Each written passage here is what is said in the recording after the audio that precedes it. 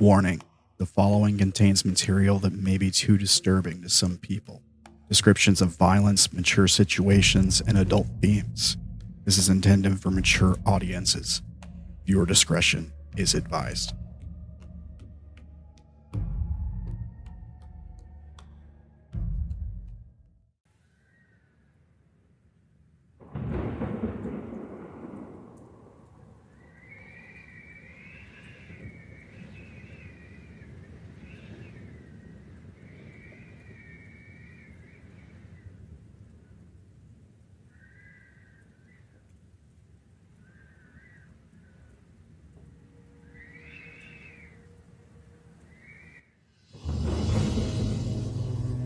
When the threads of creation unravel.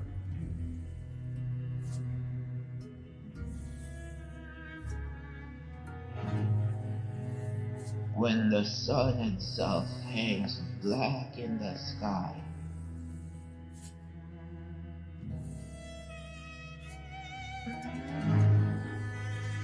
And the Arcana are silent.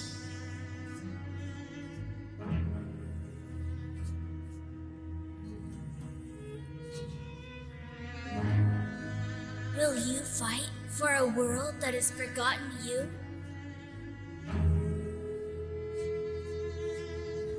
Or will you let it burn?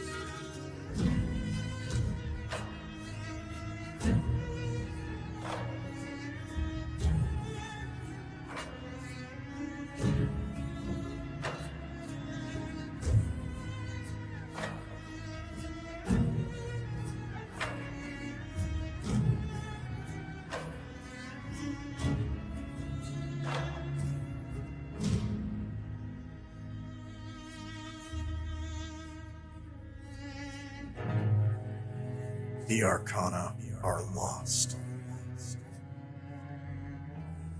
The planes bleed into one another. Blasphemy spreads like a plague.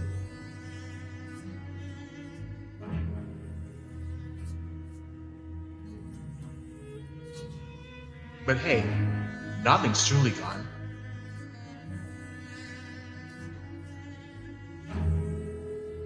Not if you're willing to find it.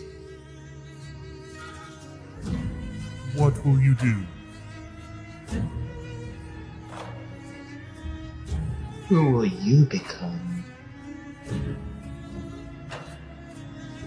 Will you resurrect what was lost?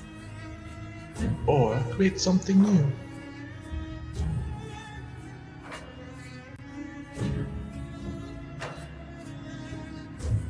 The gods are gone. The world is breaking. All that remains is you. Will you rise?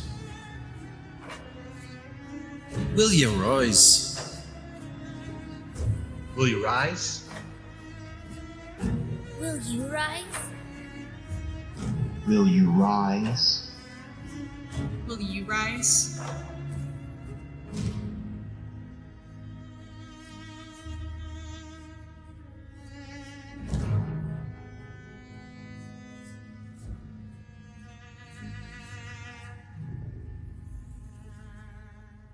Prepare to weave your own fate.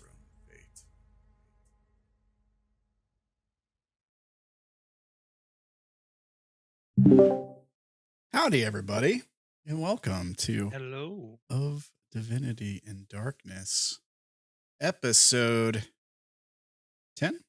Is that right? I think that's right. How is everybody doing this week? I hope you guys are all doing all right and having a good week. I've been getting into the 3-body problem. I was just telling these guys a little bit about that. What have you guys been up to the past couple weeks? 'Cause I know we were off previously. So how's everybody doing? Doing pretty good. Personally, been playing Oblivion. I've been checking it out too. I've actually like sunk way too much time into it in my free time, but yeah, I'm loving it, man. It's so nostalgic. I actually just completed the main quests like yesterday, I think. You play the main quest, so you are now the members of the thieves. You're the member, the head of the thieves guild, right? Well, I am also that too. I did do that Yeah. also. I mean, that's the main quest. Like that's the whole game. You know, you get in the game, you become the member of the thieves guild. You then become the archmage of the Winter College, and then the game's done. Like well, that's Skyrim. That's Winter College. Yeah. Oh, not Winter. Sorry, the mages. The mages. yeah. You do become archmage. Thing. Yeah. Yeah, you become archmage. Maybe you go to the fighter pits and you fight a bunch of people until an annoying guy follows you around, and then maybe you don't do that in future things there. But hey, that's the entire game. I don't know what else anyone is talking about. That's a pretty good game. Maybe you join like the if you're an edgy boy, you join the assassins, and you murder some people. That's one quest line I haven't done yet. Is the Dark Brotherhood. At some point, I think I accidentally murdered somebody because Lucian LeChance showed up after I went to sleep in my house and was like, here's this dagger. There's this guy I don't like staying at this inn. Go get rid of that guy. Just normal stuff that doesn't happen to you.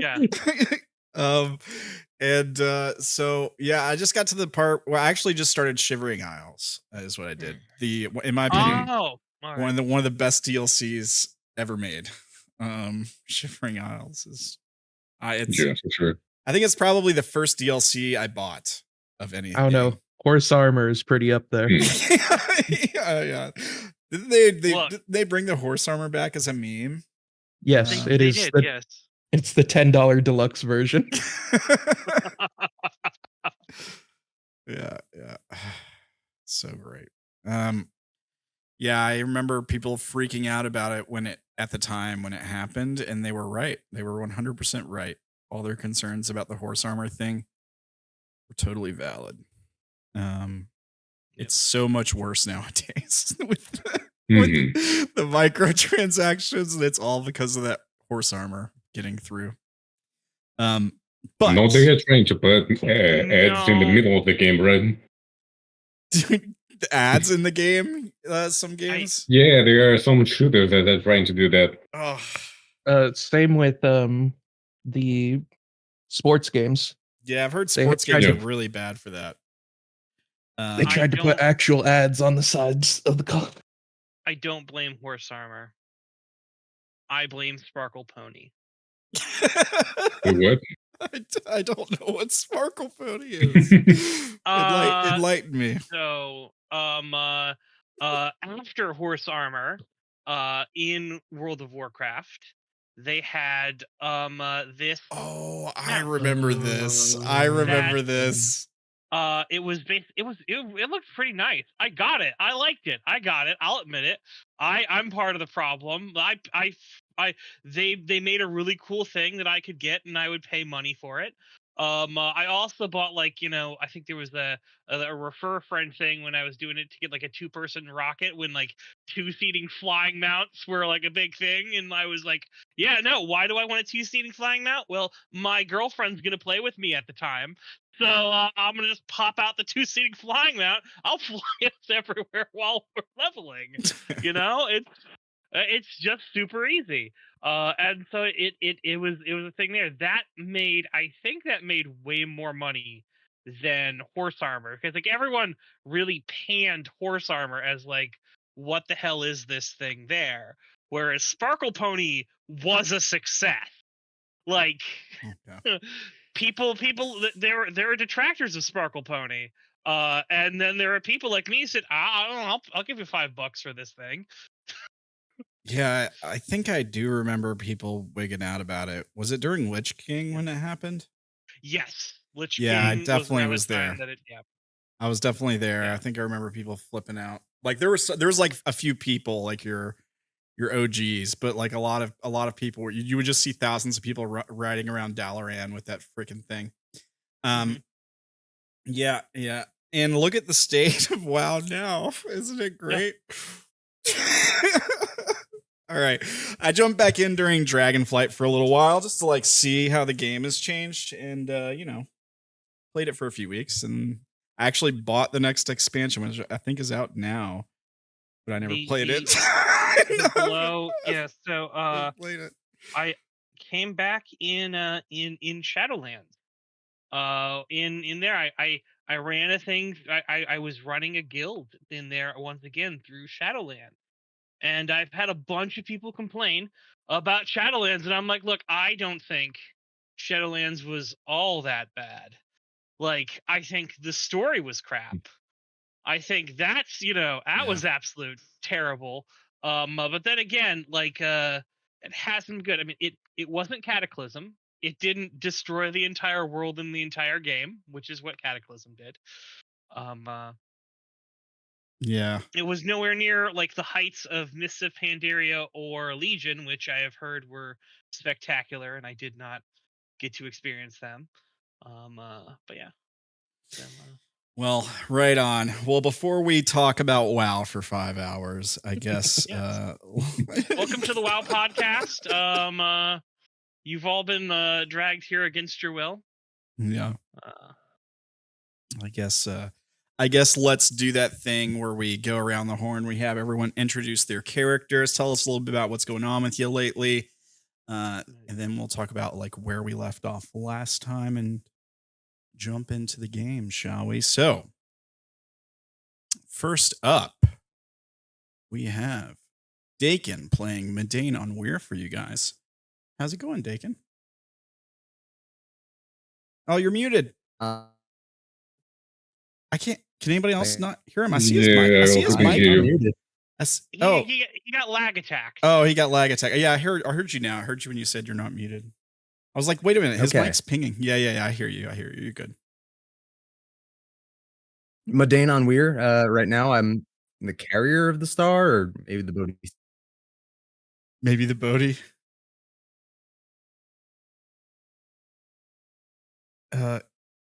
Obvious that he's speaking and it's sitting there, but I'm not getting it. It's not going. Yeah, I see his mic pinging. I see his mic pinging on Discord. It is definitely. I don't know, man. Is it?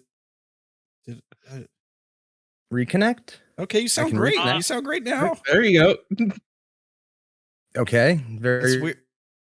Oh, no, it cut out. It's you got 1 second when you start speaking, and it gets. Yeah, it's cutting out. It's almost like there's definitely a lag thing there. It's an intermittent issue, which sucks because intermittent issues are the worst things to fucking test in IT. Is it? Well, no, because my mic is only pinging when I would say try disconnect and reconnect and see if that works. Yeah, maybe. Sorry, but oh no. Technical difficulties. Please bear with. Technical difficulties. All right. He's back.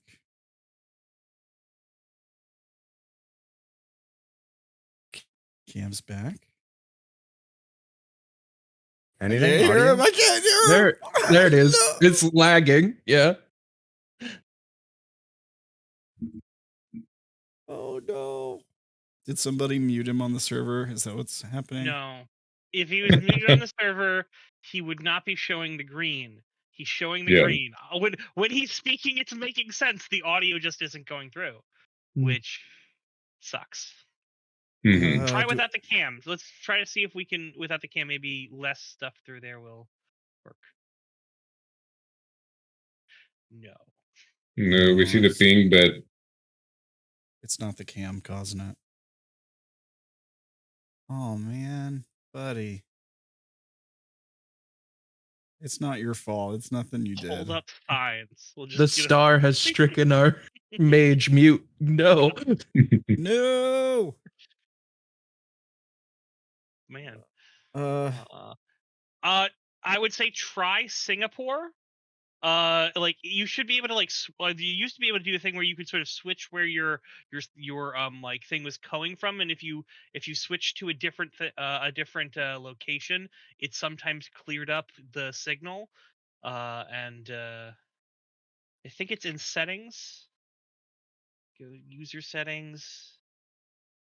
To where is it now?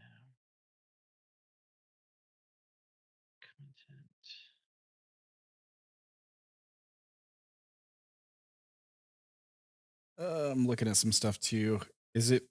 It's probably not like a noise suppression thing, or like an input sensitivity thing, right? Because he's pinging. His mic is pinging.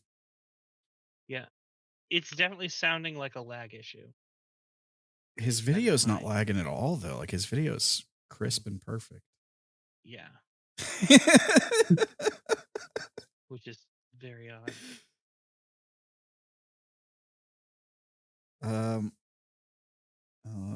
Let's see. I'm just looking at some stuff. Let me check. Maybe it's like a. Well, no. I was looking to see if maybe it was like muting him because other people were talking, but it was still doing it when nobody else's mic was pinging too. So I don't think it's like a server priority issue. You know what I mean? Like there's some settings where like priority speaker. Yeah, yeah.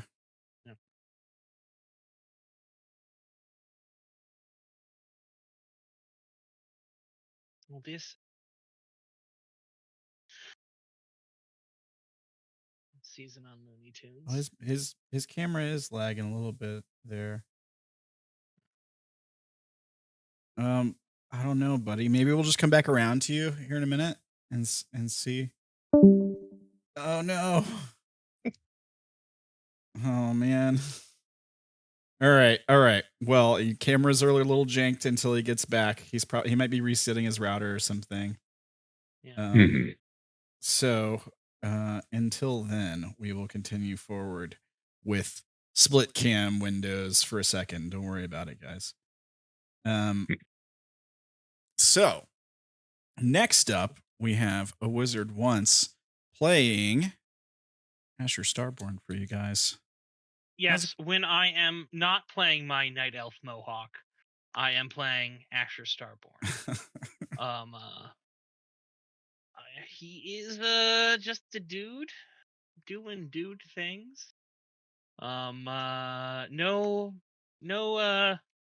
Nothing. We've certainly not revealed more about, secrets in his past or anything like that. Certainly is he's just a guy. Yeah, we've hinted at some stuff. I don't know if we spelled anything out directly yet. I don't know what you're talking about, you damn dirty liar. Yeah. Absolutely nothing like that. Yeah. This is the we're all just normal humans party. We're just normal men. Yeah.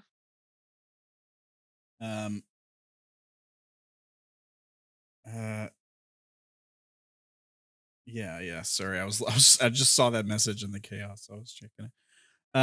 All right. Well, thank you, Brandon. I appreciate you. Up next, we've got Rubber Band playing Wild Auto Canned Oats for you guys. How's it going, Rubber Band? Pretty good. I'm just a happy-go-lucky guy, just trying to say my prayers and be a good boy. Yeah, just crit failing a religion roll at the end of last session. I'm sure that's nothing. Sure, it's fine.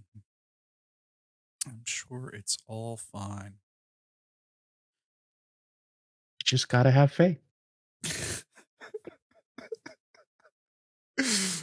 Cool.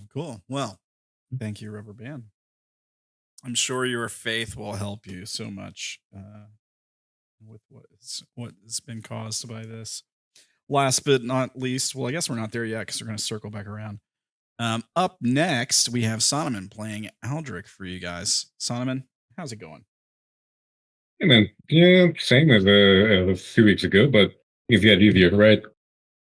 Well, I'm Sonoman. I'm playing Aldrik Vault, who was a dwarf magister from a few thousand years ago, and he got blasted with well, literally blessed, and blessed with a revelation of his God, and thrust into a feud that is trying to figure out what's happening on.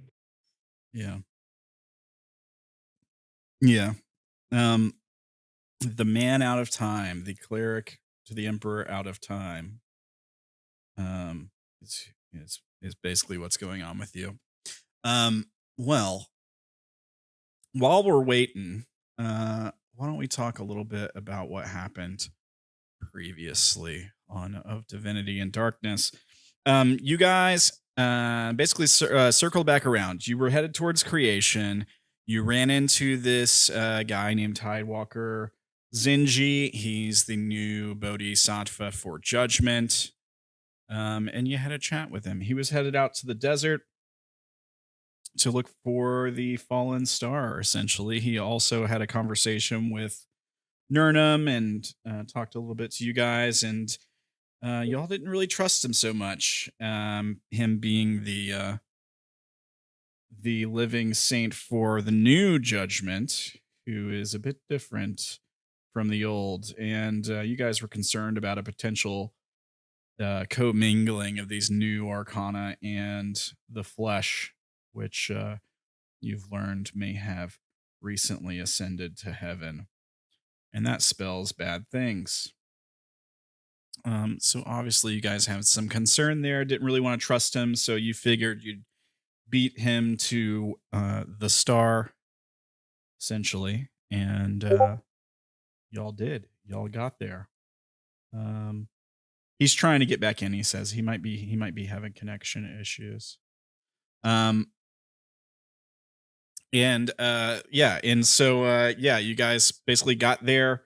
You beat Tidewalker there. You found a giant gem that had essentially been formed a crater. And the long and the short of it is Madainn went up and tried to interact with it. Inside the gym was a woman whose features were kind of fey-like. Her look seemed to shift into different colors, almost like seasons. Like they would go green, and there was like twigs in her hair, flowers, and then it would quickly shift to orange, and there would be like dried sticks, and then brown, and there would be like auburn sort of leaves in her hair. And then it would shift to like a cool blue, and there would be like ice and snow around her. She also had like constellations in her eyes, and I think on her body, I'm not sure exactly how I described her last time, but a celestial appearance as well. Madainn tried to communicate with her, touch the gem. There was a flash, I believe. He was knocked unconscious. And when he came to, you guys stole a bunch of the pieces of the gem as it exploded or whatever. Is a very, very loaded word. You looted. The pieces were on the floor there. We just didn't really belong to anybody anymore.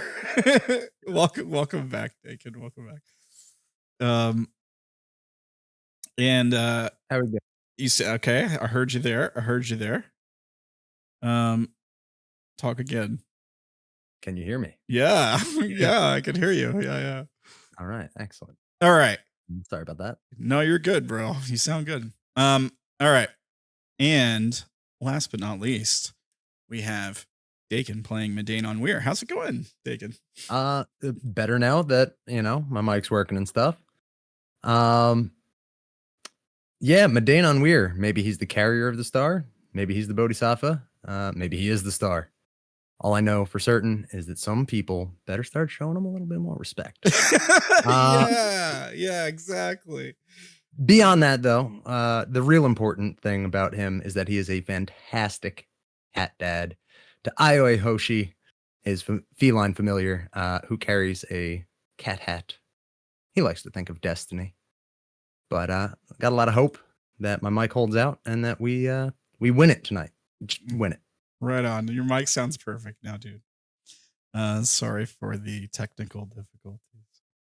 Yeah, we were just talking about the scene last week, the whole sort of interaction that went down with the star. Essentially, you collected the star somehow. She seems to be with you. I kind of had something in mind going forward with this that'll kind of play on some stuff with your character that we haven't really addressed yet.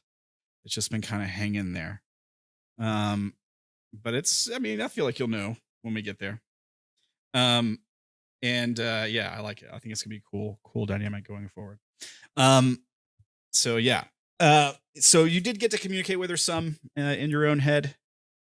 But yeah, she basically sent you on a quest to go get this orb. I think she referred to it as a celestial prism. She said it was in creation. And you saw a vision related to it. And also there was some ties with that symbol that you've been investigating, that dragon Ouroboros symbol.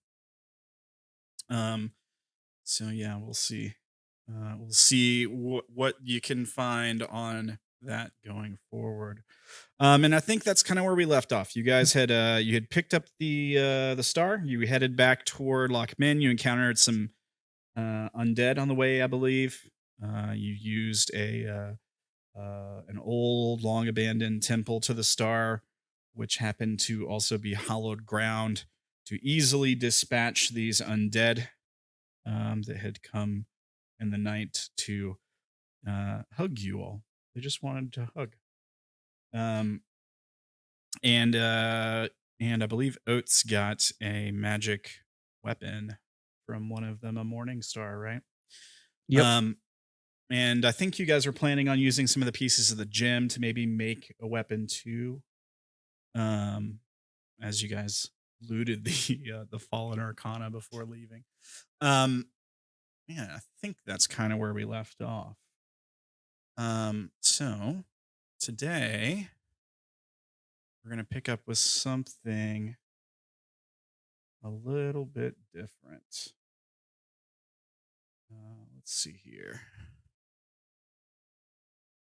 Let's see here. Now, you guys should all be able to see this, right? Mm-hmm. Mm-hmm. Okay.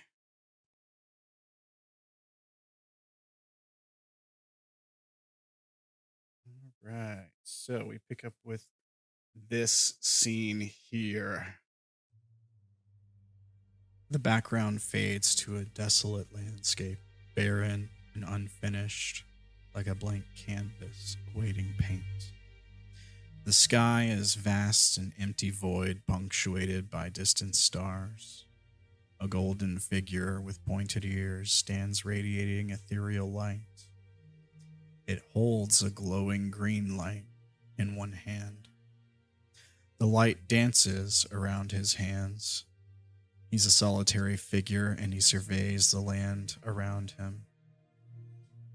Behind him, a faint shape begins to form, more a shadow than a person. Its form is filled with twinkling stars, some of which form a constellation of a humanoid creature. The stars give off a blue hue. As the shadowy form becomes more clear, it's apparent that it too is humanoid, with a shell upon its back. The starry figure looks at the glowing golden form and speaks. Ah, there you are. Now we can talk. The starry figure walks to the side of the other being and continues. Has the distance given you any clarity, old friend? The golden being does not turn to the other and simply says in a more calm and distant tone than the voice, I wondered how long it would take for someone to follow me. And of all beings, you, steward of the old, defender of the stagnant. The starry form sees to summon a staff also made of stars, and leans on it slightly and chuckles. I prefer defender of ancient ways, old friend, and stagnant, you say? Ha! Hardly, you old fool. I believe you will find, of the worlds we shepherd, yours will be the one that more quickly stagnates, whereas mine will continue to churn and grow. The radiant being speaks soft, almost pitying. Your world, your churning, flawed, imperfect world will collapse under its own weight. It always does.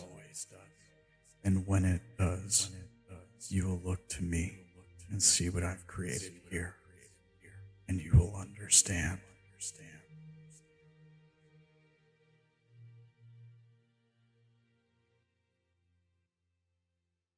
All right. And with that, we will fade back into our player characters here. Let's see. Why don't we jump back in on this screen? As we pick up, the group of you are arriving back in Lockman. What you find is your caravan members. There has been no attack with you gone. They have arrived. And there may even be a few additional faces around the camp, as some indescript refugees have seemingly joined your caravan, fleeing the city of creation. Just a few people, maybe 5, 10 people. No families. Most are dirty, dressed in rags, hungry and road worn.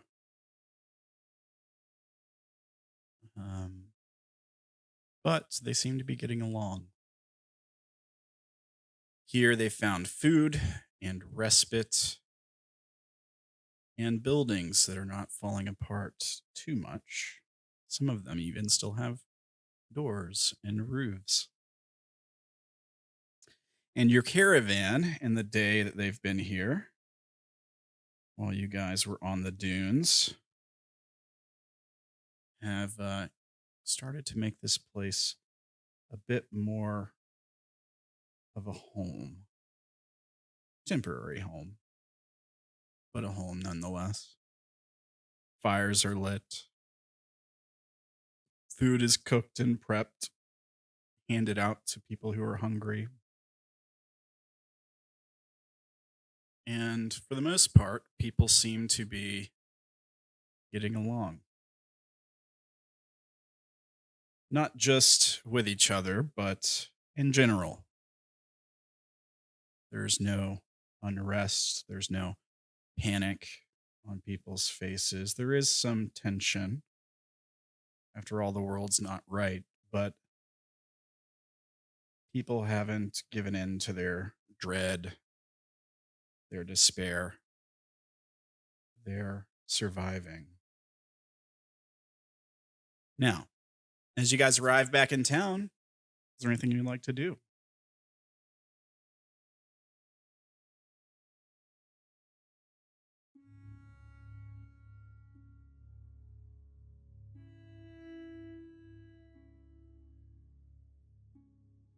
All right. Well, I suppose I am going to seek out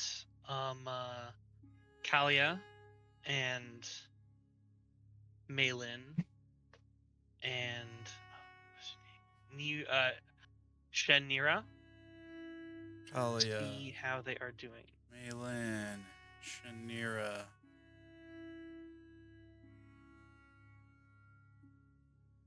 All right. Yeah, you can regroup with them. They're doing okay. I mean, here, I suppose we can put the horsies away for now.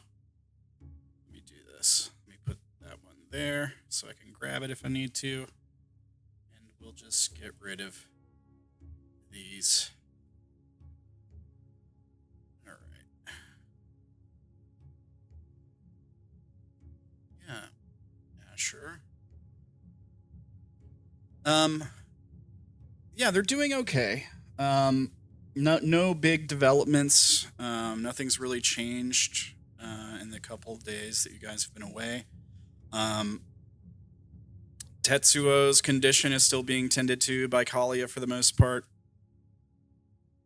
So that's probably where you find her.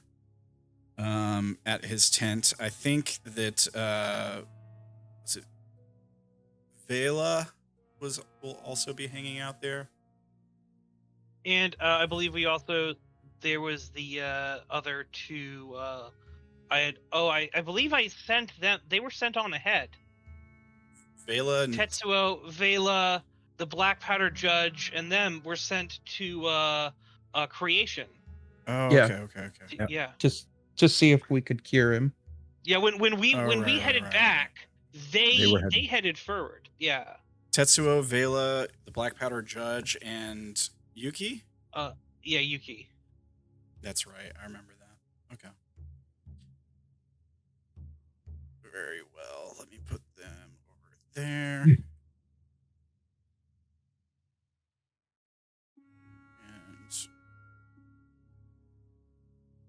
boom. All right. Well, then there's really been no developments for Kalia then. Business as usual. I think Mei Lin probably. Let me check Mei Lin. She might have gotten some news.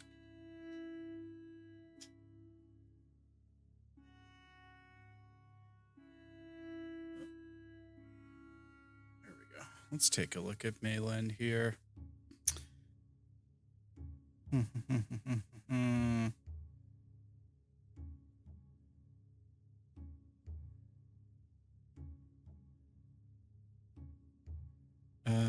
Yeah, I mean,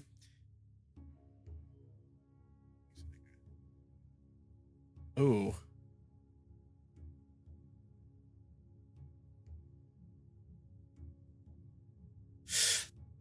Okay. So, when you walk into the tent, Mei Lin is probably talking with Shinira and Kalia, and they all seem in positive spirits. Like they're smiling. There may even be like a slight joke. And then Mei Lin turns and looks at you as you walk in, and she looks happy to see you, but then the look on her face quickly shifts. She kind of shakes her head and blinks a few times, and she kind of like looks past you for a moment. I turn around. Yeah, there's nothing there. Okay. But her mood has changed. Make an insight check. Sure. I will do that.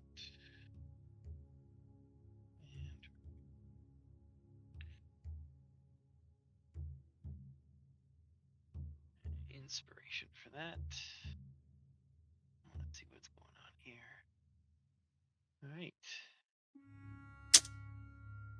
Didn't matter. All right, that's a 6, no matter which way I do it.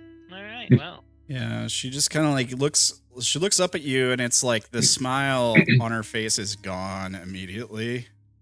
Like you probably almost get the sense that like she's not happy to see you or something. Like that's probably what happens with the 6 is you're like, oh, she seems really not happy to see me. Yeah, all right.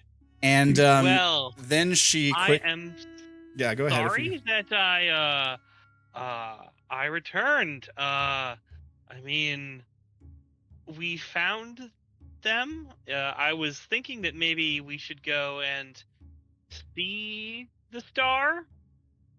perhaps all three of us. See if there's any things like our four of us, three of you. Yeah, she like so Maylin like kind of like shakes her head side to side and stands up and says, no, that's good. I had a good feeling that something positive had happened while you were gone.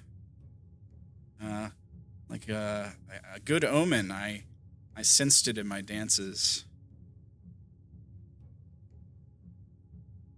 Good. Well, I think it got absorbed into that weird guy who's been like following around and like recording things in the book. So we may need to go and speak with them. Yeah, they're all just like, okay. You want us to go talk? Okay, sure. Yeah, okay. Sure, we can talk to. Is it Madainn you're talking about? so it's like, yeah. Okay, all right. Yeah, they're like, okay, you want us to talk to him? We can. The star is, I think, in them. They're sort of channeling it right now.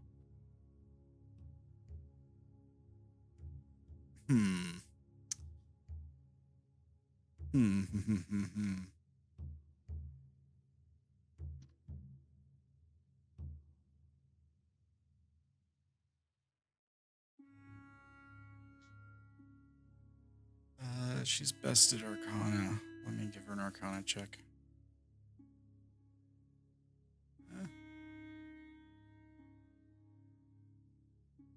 Yeah, Maylin just kind of like furrows her brow and she's like, the star, the Arcana it's in him. That is what we believe. That is what Nurnham said also. So I figured he'd be the guy to know about this stuff, and also wanted to see if looks over Shanira if they were able to recognize you or give us any more information on that if you're okay with that. She shrugs, stands up. Yeah, and she says, very well. I would also like some answers. Sure.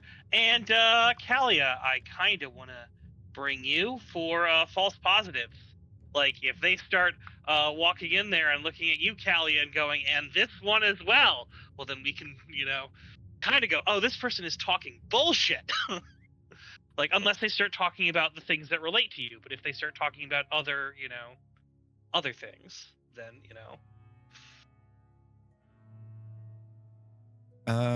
Sure.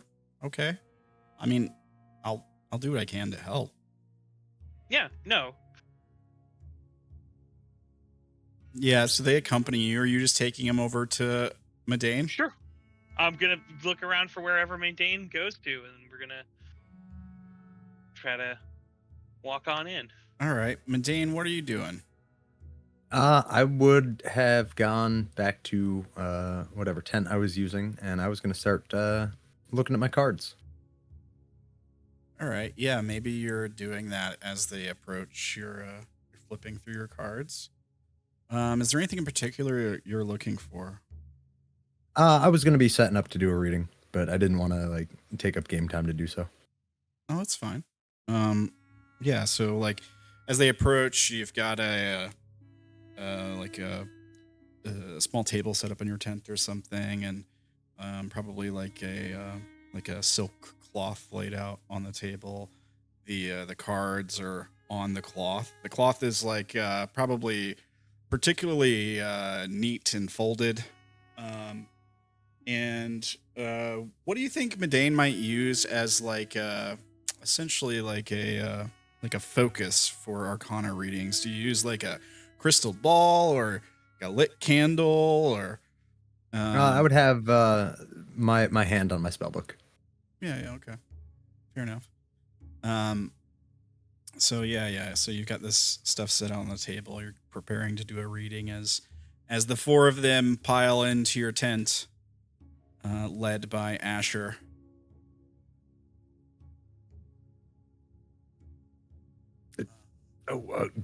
Can I help you all? Yes, hopefully. I wish to consult with the star. I mean, you can call me Madainn. That's all right.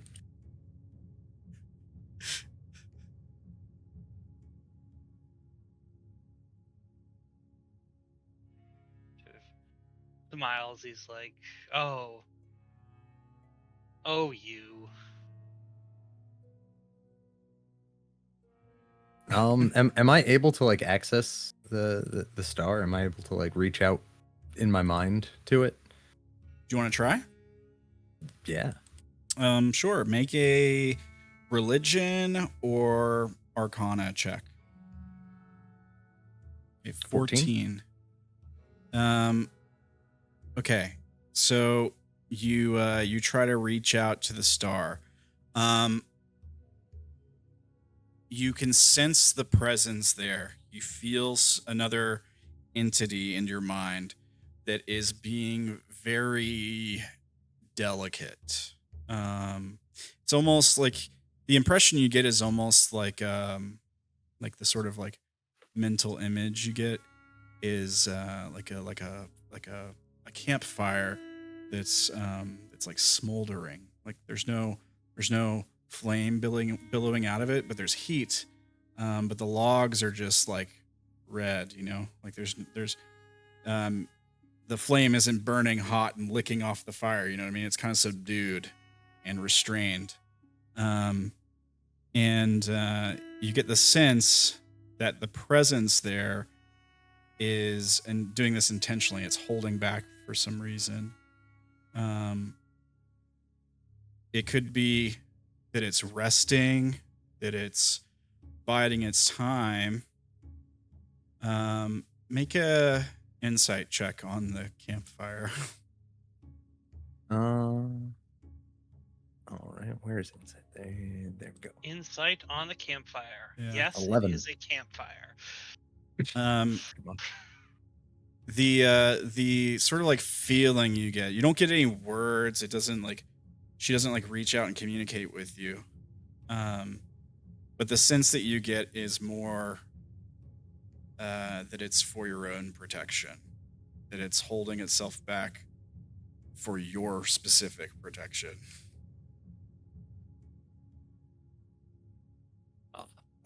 The star isn't available at the moment. May I take a message?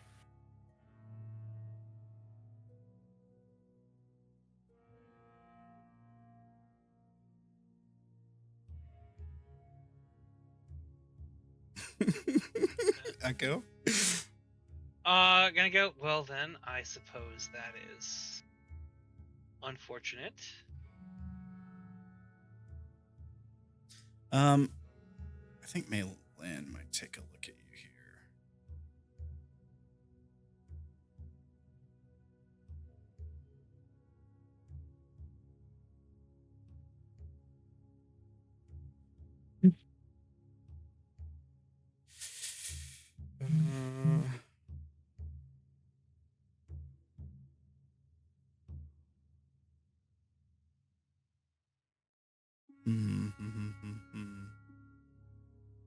Make a wisdom save, Madainn.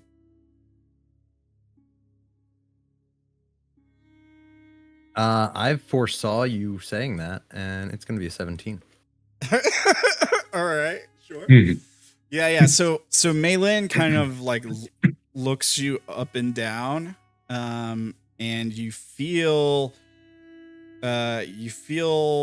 basically something trying to probe your thoughts, like your memory. That fire, kind of like you like if you're looking at the fire in your mind's eye, you could see its redness grow slightly, and you feel heat coming off of it. A lot, more intense than you might expect, actually. Like it's way hotter than a smoldering flame should be. But it quickly subsides as you feel like whatever Madainn just did, you deflected it away. She didn't get anything, but you're aware that something just tried to probe your memories specifically? I'm going to be a little diplomatic about it and kind of look around and kind of like not at anyone in particular, but like tap my own head. There's only room in there for 2 and, well, full occupancy. And Aoi Hoshi, of course, sorry. Yeah, Madainn kind of takes a step back, almost kind of, well, I guess make an insight check.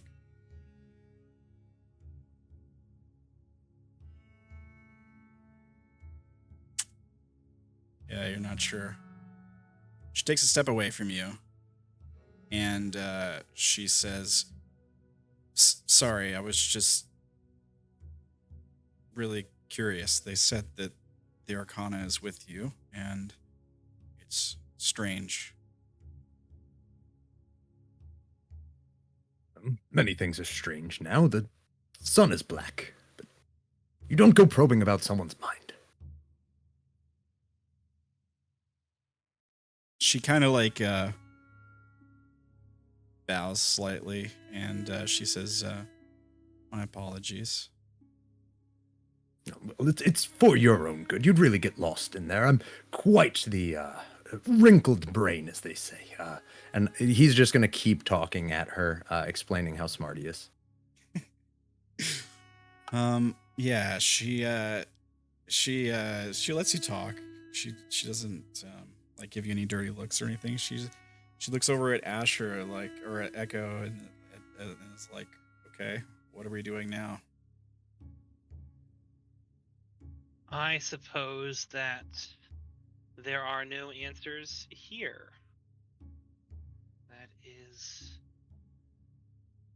unfortunate. No, the answers are all in creation.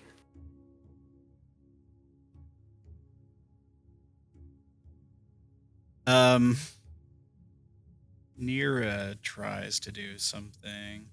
I don't think she would. After what just happened between you and Madainn. I think she would hold off. So like Nira gives a look, and then it's like she thinks better of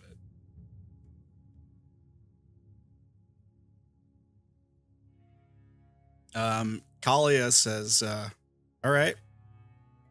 That it? I suppose so. Well, it's certainly good to have you lot back. Hopefully we can figure out whatever's going on with this one. You said there's answers in creation. What do you mean? The Roberus, the dragon that's eating itself. I hope to find something with the inks there. Inks, right. Right, okay. And what about your condition? Is everything okay there? Here, me, yes. Wonderful, thank you. How are you? Good. She kind of that's splendid. She kind of like looks you up and down, like almost like it's very sort of like cold and clinical. She's eyeing you for symptoms, clearly.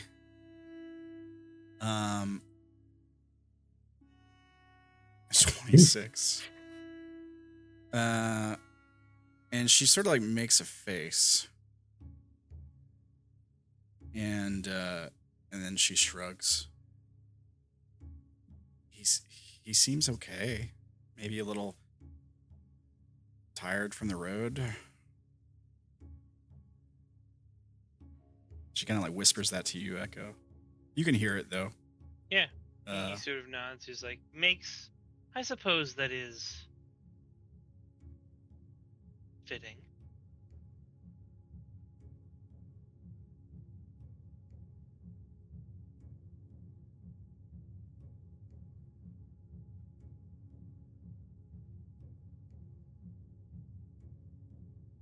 Do you guys want to end the scene there? Do you all leave the tent? Is there anything else you wanted to question Madainn about? No. Mostly it was trying to see about any information about the star.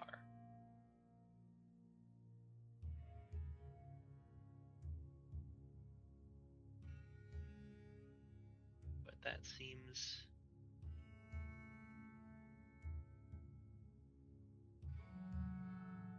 to not be. Not yet. More might come soon. That is absolutely fair. Yeah, there's like this long, awkward silence, and Kali is like, well, you seem okay. Looks like you're busy doing reading or something. I'll leave you to it. If you need somebody to look you over, make sure you're not having any health issues after absorbing an arcana, I can help you with that. But otherwise, yeah. I guess let us know what the plan is, Echo. Indeed. Once I know it, I will definitely let you all know. Until then, sort of gives a little salute. Yeah. They walk out of the tent and presumably head about their own business. Unless you want to keep them around, or if there's anything else you're wanting to accomplish. If not, we can maybe see what Aldrik and Oats are up to.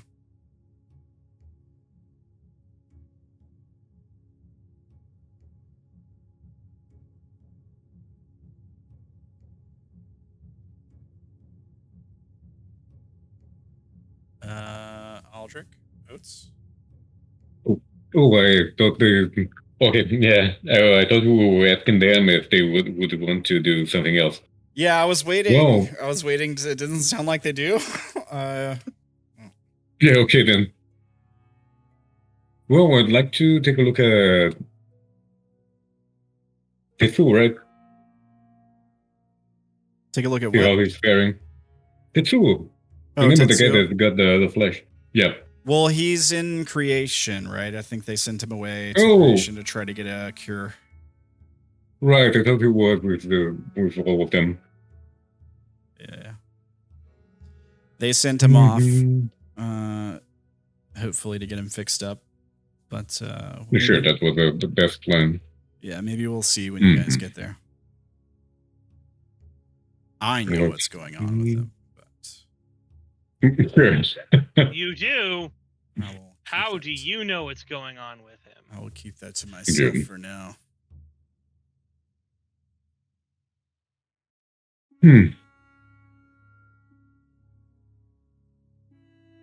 Alright.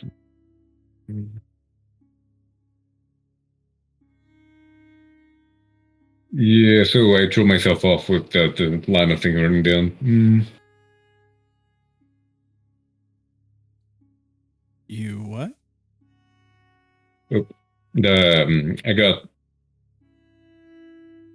I was preparing something with that, but since he's not there, I got kind of lost on what I want to do. All right, no worries. I mean, you can just be resting in camp if you want. You don't have to do anything in particular. If you can't think of anything, that's fine.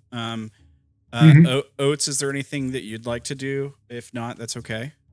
Yeah, I would go to Hakara to see about making a pike. And once she gets started on that, I would go find Varro and Delia and see how they are doing. Sure. Yeah, you can get Hakara to start working on a pike for you if you want.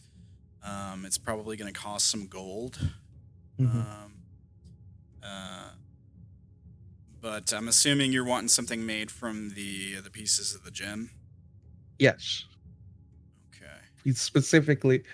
Echo specifically found spearhead shaped one.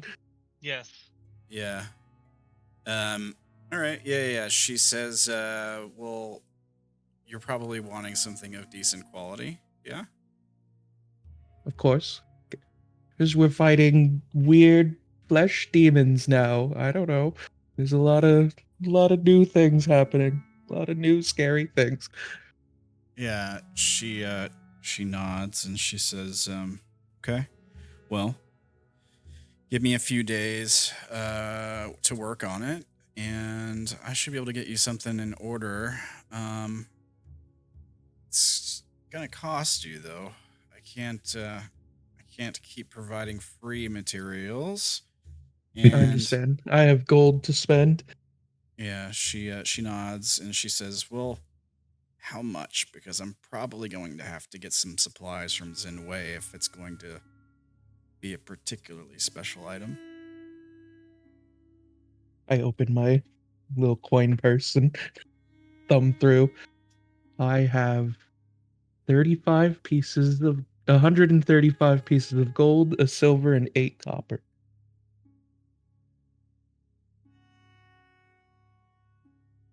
Let me take a look here.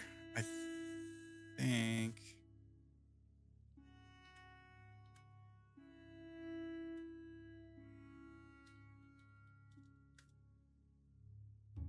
Yeah, okay. And I can trade in a morning star. You're willing to trade in the Morning Star for it? Well, I have a non-magic morning star. Oh, okay. Right. Plain old B flat Morning Star. Yeah, okay. I think she's basically gonna be giving you probably a discount, but she's like, all right, just try to hang on to at least 100. Come back and see me in a couple days. I'll be working on it. As long as we're not on the road, I'll be able to put in some time and work on it. But it's probably going to take me a few days. It's quite a few hours of work. So I would say 3 full days work, and I should have something ready for you. But I've got something in mind. You said you're looking for a pike? Yes. After seeing the worms infest Tetsuo, I feel like I need something that would put a little distance between me and the flesh. Yeah, she nods. I'm just looking at the rules for a pike. And it does have reach, right on. All right, yeah, she nods, and she says, I'll fix something up for you. See if I can get some good quality steel smelted down. Maybe anchor this piece in the end of it. Whip up a few enchantments if I can get the right supplies. Just give me like 3 days. I can do that. I bow politely. Yeah, she holds out a hand to shake your hand. And like she's like holds out a hand like sealing the deal. I shake her hand like a little more enthusiastically. Yeah, she grips tight too. It must be a Dwarven custom. Let me check something. Where are you at, Hokara? There you are.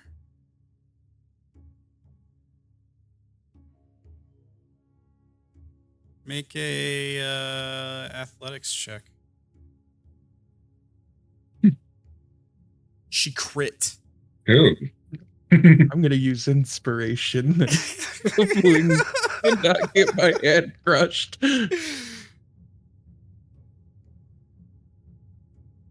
16.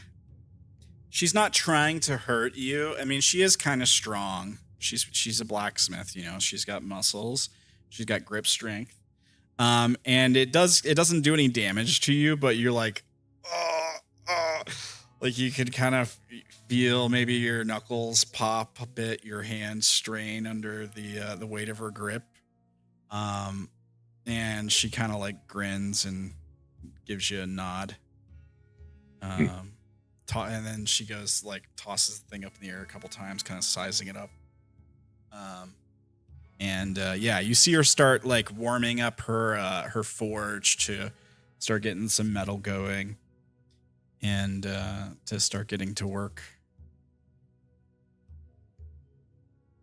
I leave the tent and pull the Jackie Chan.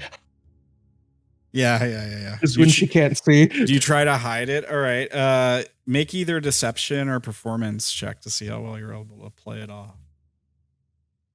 Well, let's see. Neither are good, so this should be fun. All right. 13. All right. Here, I'll give her an insight. Mm-hmm. Let's see. Versus your check here. Yeah, I mean, she doesn't seem to notice, right? She doesn't seem to notice that it hurt you or anything. She is way too focused on this big old chunk of gem, you know? And she's like thinking about what she could possibly do with it, you know? Yeah. You play it off successfully. So you were wanting to check on is it Varro and Della? Yep. Yeah. You catch up with them. Given we left pretty abruptly, and now there are a bunch of strangers in camp. Yeah.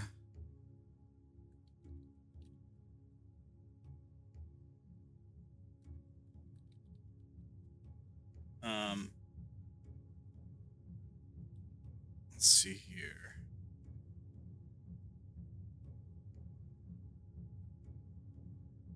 Good.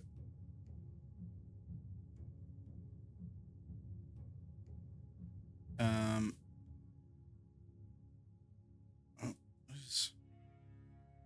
we go. Fixed it.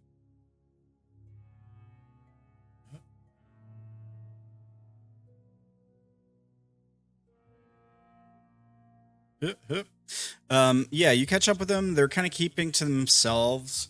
They're probably actually off at the edge, near the edge of town somewhere, when you track them down. And I think that Varro is practicing with the you gave him like a little No, I gave him my old spear. Yeah. Okay, yeah, you gave him your old spear, so he's probably like practicing that with like a plank, like a old fallen down wooden sign that he's like stood up in the sand, and he's like, you know, using it as like a target dummy. He's not really stabbing it, but he's like putting the spear close to it on either side, whipping it around and hitting it on either side. And Della is just kind of like sitting there watching him when you approach. They stop and they look up at you, and Della's like, Oats, you're back. And then Varro stops what he's doing and turns around and sees you, and they both come running up to you and give you a hug. A little surprised, given I think this is the first time they've hugged me. Yeah, I hugged them back. Yeah. You give him a hug back. And Varro says, how was your trip into the desert? Did you slay any monsters? We slayed some zombies. He's saved a god, I think. I'm not quite sure. All I know is that the funny wizard now has a woman inside of him. Oh, that's strange. But we did find this, and I show a smaller piece that I give to Dara. Yeah, a smaller piece of the gem. Mhm. Yeah, you hand it out to her, and she's like, oh, that's beautiful. She grabs it. She's like, look, it's so shiny. She like holds it up to the black sun in the sky, right? but you can still see like the red light coming through it. It almost makes it look even more purple, you know, like the light shining through it gives it this strange glow. She's like, it's beautiful. Thank you, Oats. You're welcome. Now, I had a promise I made to you, Varro. So, shall we? Train a bit? I can show you how to use that. Yeah, he nods. And yeah, you're gonna try to help him learn to fight. Yep, that's what I'd be doing until the evening. Sure. Training with Varro and playing with Delia. Yeah. Make a couple of checks here. I think probably athletics checks.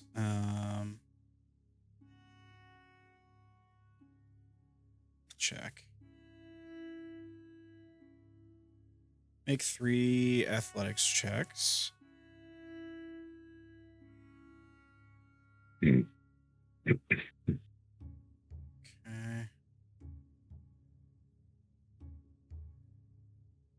And I'll give him 3 checks as well. Let's see how he does.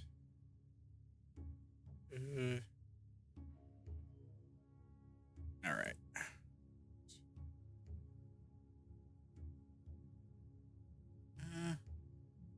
Not great. But you did really good on 2 out of 3. So I'll count as a success. Are you trying to mold him into a proper fighter? Yes. You said you're going to be spending the majority of the day doing this? Yeah. All right. I actually do have a method for like turning a random NPC into like a sidekick. I will draft that out to you. It's usually, if I recall, it was like 3 different quote unquote days of things, different trainings you can go through. But I'll count this as the first day complete on that.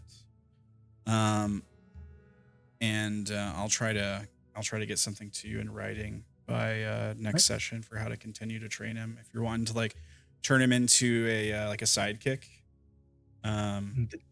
This is how you prestige class, gentlemen. Yeah. Now, like, if you put in the time to get him trained up, here's what I'll do. And you get him trained up to like a sidekick class. Basically, he'll be able to level up with you guys. He's not going to be as strong as a player character, but he'll have stats and abilities he can use. And you can pick a class for him and everything. And I'll let you control him once you get him, like, once you go through all the stuff to get him set up. I have a sheet for him already, but I'll give him better stats on the sheet. He'll get sidekick stats and abilities. He'll have feats and everything. And if you want, once he's done training, I'll just give you control of his sheet. And you could like take him with you on adventures, have him be a part of the party and fight with you guys and stuff. It's up to you. You could also have him work on other things, like while you're away, if you want to, keep him more safe or what have you. But that is something you can do. But I will say that your first day is a success. By the end of it, he's exhausted. And to be fair, you probably are too. Like he's covered in sweat. There's probably a couple times where he starts to get mad because he's not doing something right that you're trying to show him. And you have to like calm him down, be like, hey, look, it's okay. This is how you actually have to do that. You're like leading on the wrong foot or whatever, right? And eventually he gets the idea and corrects. He's just an impatient kid, a little bit, even under all the other weirdness. Yeah, success for day 1. Make a note of that on your sheet somewhere. That day 1 training for him is a success. If you guys give me 1 second, I want to run to the restroom really quick. What a good idea. I'm going to do the same. We'll be right back.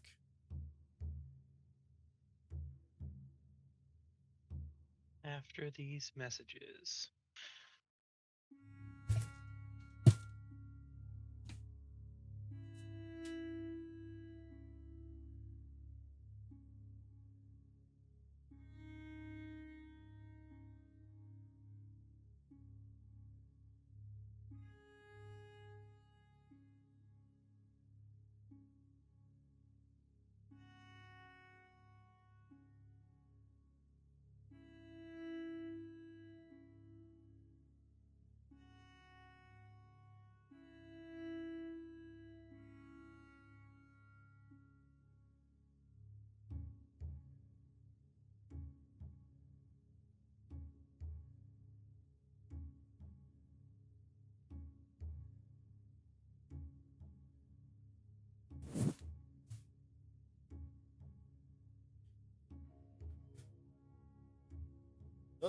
Hold on.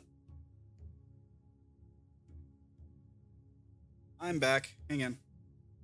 Well, I'm in the room anyway. I'm in my chair. All right. Oh.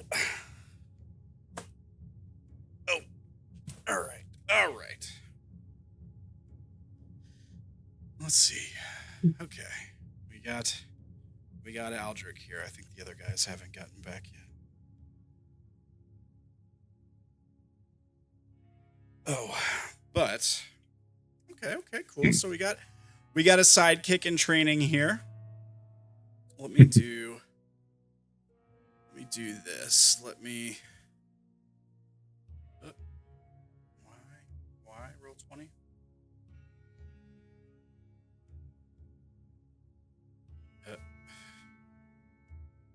Okay, I see you. Roll 20. I see what you're doing. You're gonna make me make another token because that one doesn't want to work.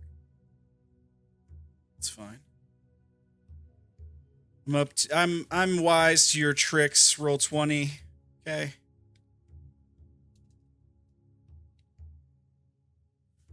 I'm wise to your tricks. Oh, wait. Where's... Oh, that's why. Okay. Okay. And... There we go. And boom. And boom. There. There. Now his token has his nameplate.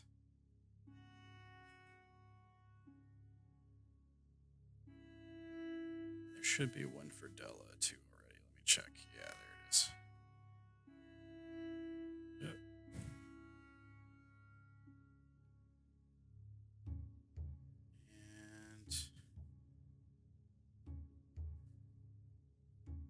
And boom. See. Save. All right, there we go. All right, so we got Dakin back. How's it going?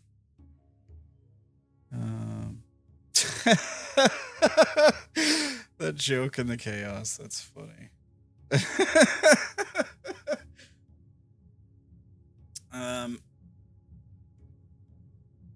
right. Put Okara away for now.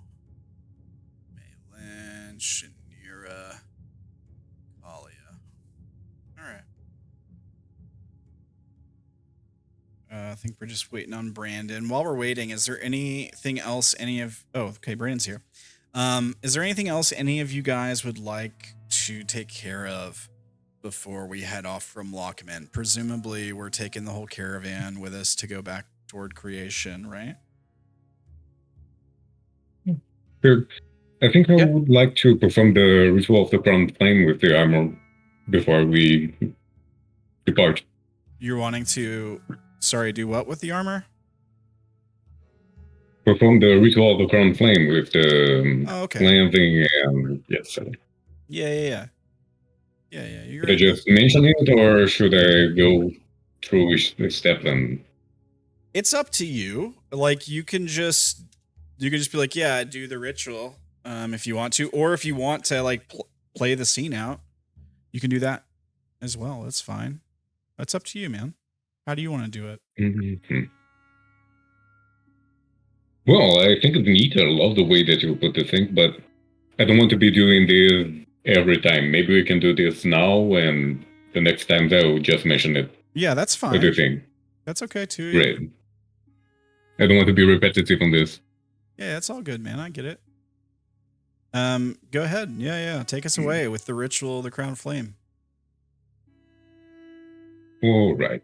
So I will take the materials: the braided cloth and the of red and white silk, the bowl of flame warm oil infused with gold flakes, the mirror, polish, and started. So. All right. The idea is to cleanse the armor with cleanse the armor gently, not scrubbing not scrubbing with anointing, in a way that does not wash away the battle, but just to remind us how and why it was fought. The next step would be placing the mirror of the center of the circle formed by the part of the armor, and sit before the armor, wearing only the chest plate.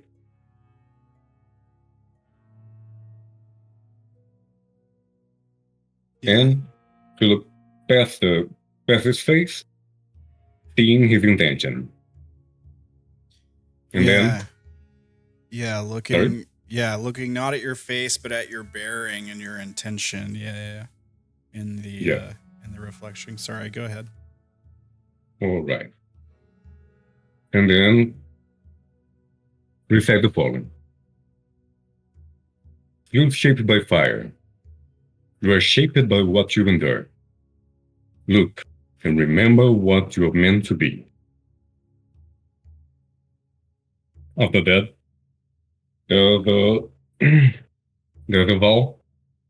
And this time I would like to go with, let me be the bastion between order and ruin. And finish up with the sealing with the consecrated oil on the armor. So let it be absorbed by it. Okay. The throne does not rise. The throne is built by piece. This is one such piece. Yeah. And then you get your lasting effect there. The armor feels warmer and presence. No longer wears like protection alone. It wears like purpose. Point of inspiration. Or minor narrative boon when invoking duty, balance, or righteous structure in future scenes. If he falters, the armor may feel heavier. Yeah. I imagine the scene playing out as like almost like a montage, but it's not like, like your typical, I kind of chopped it to fan. And so like we see like flashes where we're jumping between the different rituals and we hear you like chanting the words in the background. We see you like setting stuff up and we have this like scene as we watch this like ritual play out. Yeah, I dig it.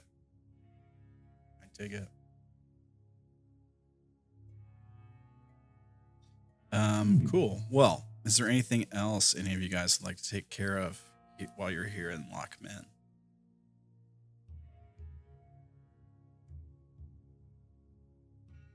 I'll take that as a no.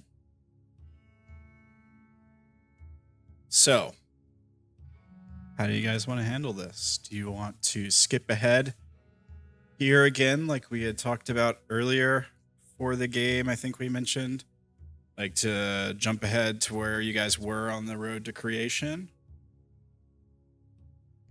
I'm just confused what we were doing. Like, are we staying in Lockman the 3 days, or are we going ahead? That's what I was about to ask. I suppose it's up to you guys. Do you guys want to stay in Lockman?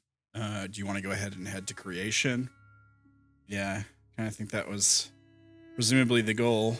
I mean, you guys could like work the day in Lockman and then head out in the morning, or you could head out at night, or you could, like, I know you were training Varo, so you could take care of most of that stuff like before the early afternoon, maybe. Oh, okay, yeah, that's fine.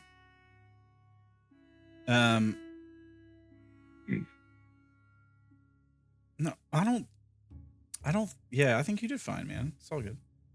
I'm not. Okay, anyway. You good, dude. Or like, you know, when do you guys want to head out? Do you want to wait until morning? Up to you. The road is pretty much clear for the most part. Since you guys already traversed the territory, I'm not going to roll encounters on you again. I'll tell you that. Or you can just skip ahead the travel. Well, I'm fine either way, but I think that trying to get to the place that we are trying to get for a field session now would be better for us. Just not win low. Here's my question. These like these sort of refugees that have moved into town are they're probably not going to want to head back to the city that they're fleeing from. They're probably just going to stay here. At least the refugees will. I would think. Now, you guys could ask them about things they've seen if you want. Like you could talk to them and see what they've experienced, I suppose. Yeah, I think we should. If we're taking the day in Lockman to train up Varo, then I would definitely. Yeah. Oh yeah. I just think it's better to ask a bit of questions instead of headlong into danger. Yeah. Okay, sure, makes sense. So yeah, a couple of you guys spend some time talking to these people, and yeah, they're traumatized. You know, some of them have you know, they're not looking so great. They've definitely seen some better days. In general, just like asking them what's happened back in the city. One person says that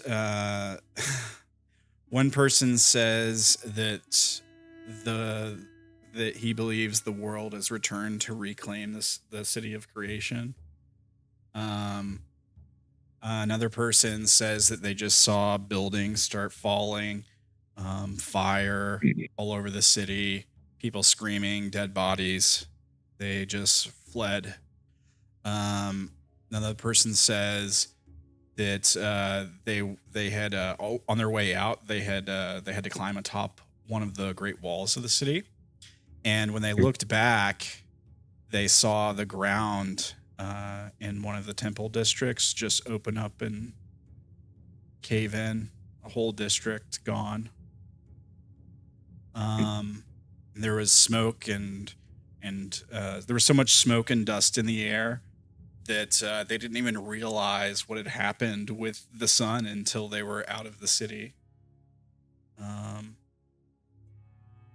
These are the kinds of things that you're hearing from some of these refugees.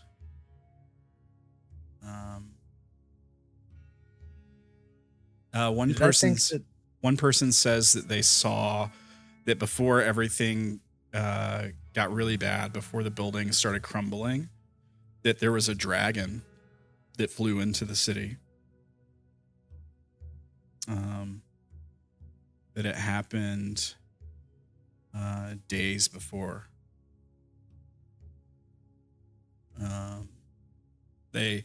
They say they didn't see it directly, but they saw the silhouette of it.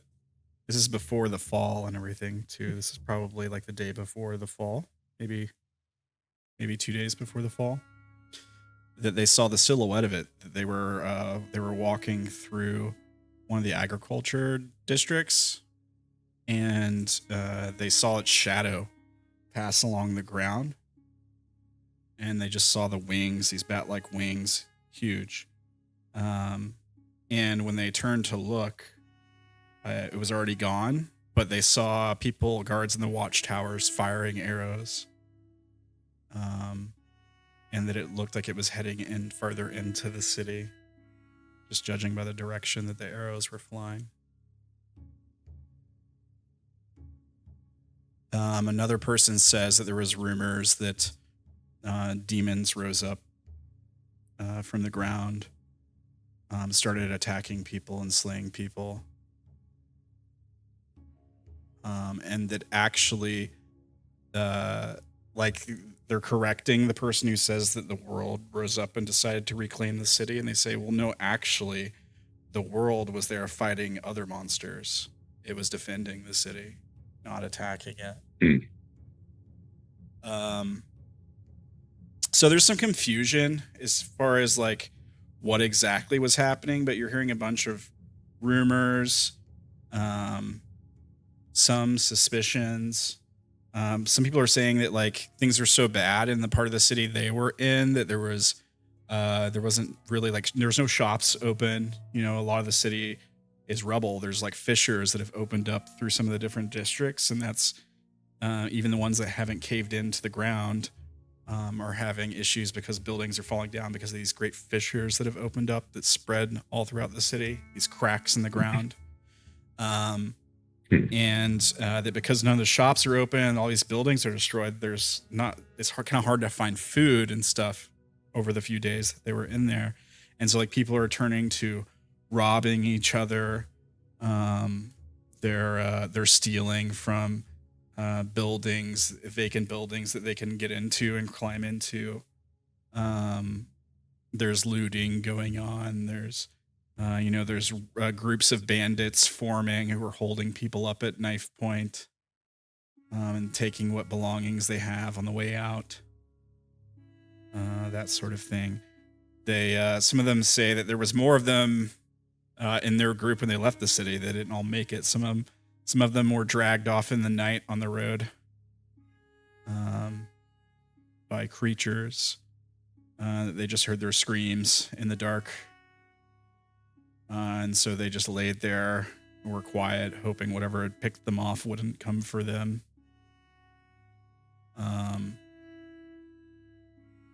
Yeah, these are probably the kinds of stories you hear from these refugees.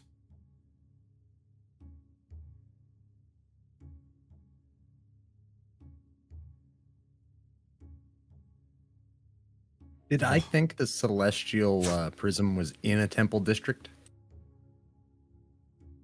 The vision you had, it looked like it would be a temple district reduced to rubble. Like you saw the hand holding it was under a pile of rubble, but like the bricks and stuff, and maybe some of the bits of wall that were still standing.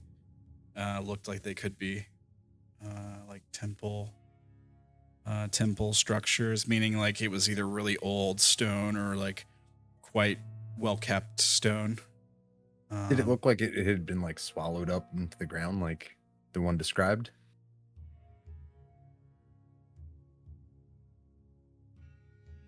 No, not there. No, this looked more like a building and collapsed onto the person. It wasn't under the ground.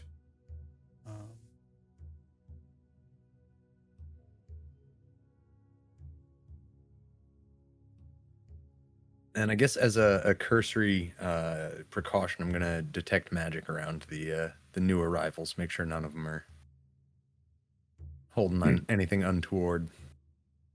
Yeah, detect magic.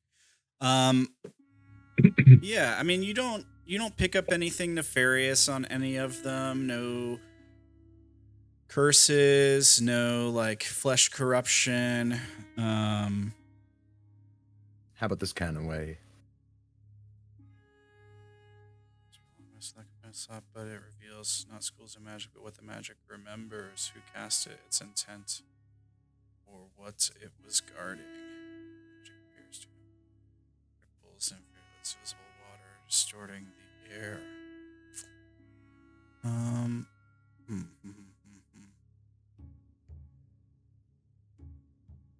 Well,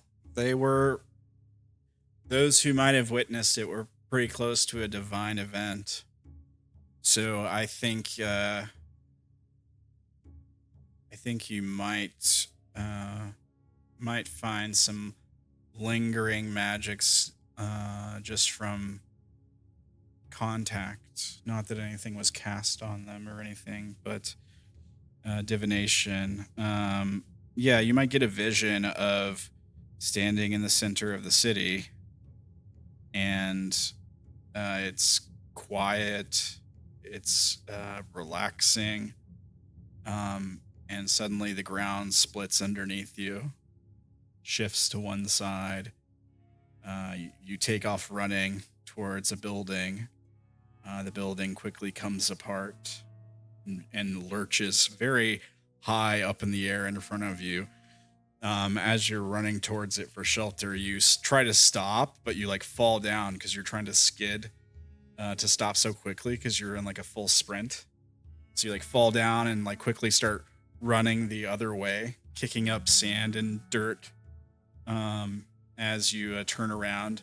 And as you're like running back the direction you came, you see the shadow of the building behind you just rising and rising. It just keeps going higher behind you. The shadow of the building as it just gets larger and larger until you see this enormous shadow on the ground, and you don't even look back at it. You're just trying to get out of the way. There's like rubble and debris falling down around you.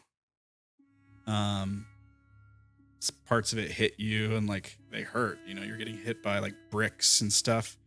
Yeah, and then you like look down at your hands and they're just caked with like dust. Like and rock dust, and like this powdered stone. Your hands are all like gray. Yeah, I think that's where the sort of vision ends. You probably recognize that you're seeing through the eyes of the person you cast it on, what they experienced. I make a mental note to keep close to Oats and Aldrik to shield against any flying debris. But kind of look at the group and go, well, I think they're being honest. I make a history, religion, or arcana check, Madainn. Well, they're all same to me. Let's go history because you said it first. 13. Okay.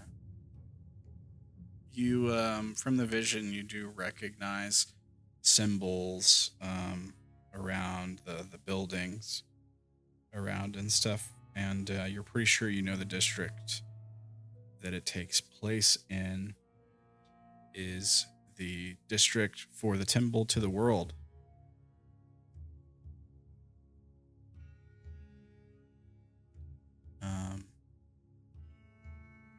Yeah, I think maybe the building the person was running to for shelter was probably like one of the main buildings for the temple to the world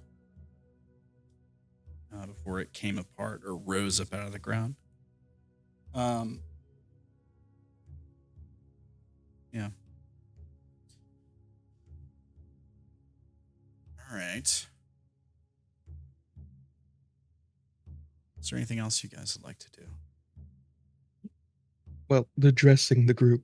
So, gentlemen, if this is true, creation is a war zone of some sort. And if we are going back there, we should restock. Make sure we're ready. Yeah, you should definitely have rations, and but you're also presumably traveling with your caravans, so you're gonna have all that stuff. If you're taking the rest of the caravan, I don't know, maybe you guys changed your mind. You don't want to take them into the fire.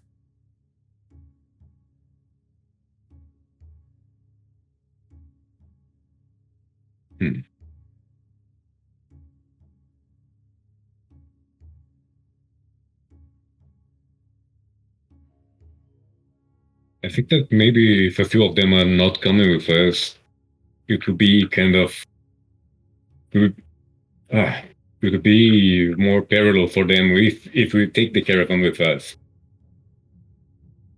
So maybe letting the whole group stay together would be better for them. Perhaps they can make this a refuge camp for those fleeing, since we've already acquired a few. I mean, they were going to creation to sell their wares. Might as well just wait for creation to come to them. That's one way of putting it. Yeah. I mean, hey, you got 3 days. Well, I guess it'll take her longer if she's on the road. But you got 3 days till you got a shiny new weapon from Hokara. So I don't know if you want to take her with. But yeah, I mean, the refugees that are fled the city they're not going to be able to be convinced to go back.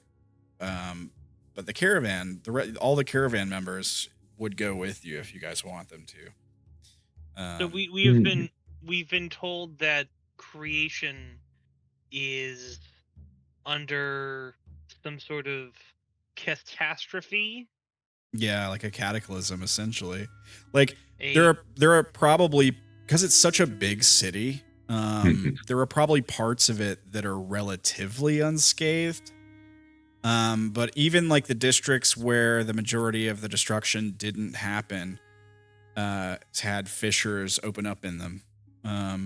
So like there's still problems in most districts just from stuff like that happening. Basically, There's like an problems earthquake.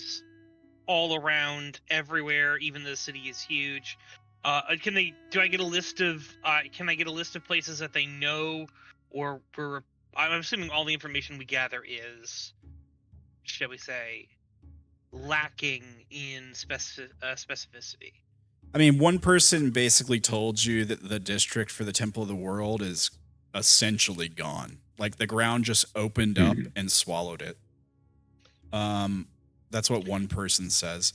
Some people are telling you that it wasn't just this beast rising from the ground there in the Temple District to the World. It was also like a dragon flew into town and attacked the town just before that. So there was already chaos going on. Fair. My main question and concern is there are, let's say, groups of places that I'm concerned with. How close would they have been to the Temple of the World? Is that like, are we talking that's like all across town? Are we talking that's right next door? Are we talking about that is the neighborhood that I would sort of know of? I don't know. I don't think necessarily you stayed in the Temple District to the World. If anything, you probably would have been more frequenting the Temple District to the Star, I feel like. Oh yeah. The Temple District to the Star, and what I am saying is, you know that there are. All right. You have connections there. I have connections with people there. Would any of them have been around or have reason to be around the places that have been said have been targeted by the excessive damage, so to speak? I think the districts your connections were in were probably not the districts of the world. So they wouldn't have seen the majority, like, of just being evaporated, essentially. No, that makes us. I'm trying to gauge. I'm trying to gauge certain things. Yeah, yeah. So yeah. All right. Yeah. Instead of running off in a panic, Echo is going to start packing his things. He is gonna go say sort of a fond farewell to Kalia, Shanira, and Maylin, and then he's gonna go for one of the horses. Okay.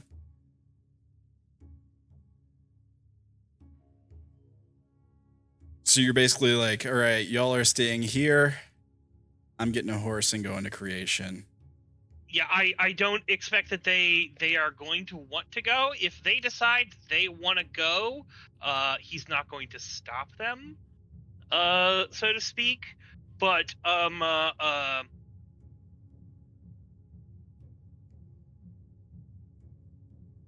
Echo is going. Echo is going as soon as possible. Echo is with all this information coming in there. Once again, it's come down to Echo really needs to get to creation. Yeah. So yeah, so you guys notice that as soon as you are talking to some of the refugees, you get information from pretty much everybody you can talk to. Echo's like packing his stuff and getting ready to hit the road. He says some goodbyes to Kalia, Maylin, and Nira. And he's pretty diligently packing up his stuff.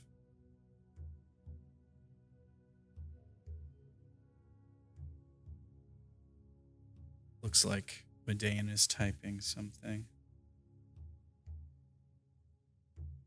Yeah, yeah, okay, so Madainn is like getting on a horse also ready to go.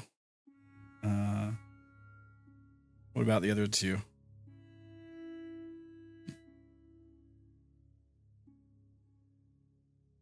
You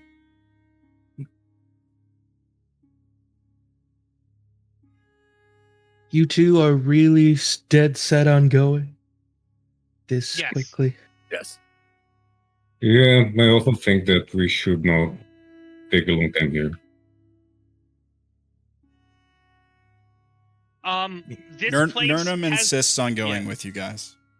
Oh no, I welcome Nurnum with open arms, and I think he is a good omen to have with us. Yeah, Nurnum's like, that's the first time anybody has ever said I'm a good omen. Well, like the symbol on his, oh, hang on, in the sleeping thing is blocking it. He's not asleep. The that I forget if it's called a kanji or a tanji or something. That symbol in the top right of his picture, that literally means bad omen. yeah, no, I understand, but the world is upside down. Yeah. He nods. Yeah. So he says I have an idea. We might be able to start to calm things when we get there. That's good. I thank you. It's just, this is some of the most driven that Echo has been. This is like the same sort of drive that was there of we need to get to the star is what's pushing him now, of we need to get to creation. Yeah, Echo, make another insight check. Sure. I will. It's enough. 14. You get the impression that this drive, this eagerness to go face whatever waits for you in creation, earns Nurnum's respect. In a way. I nod and I say, I thank you for this, my friend. And I hope The road we walk leads not to a perilous end.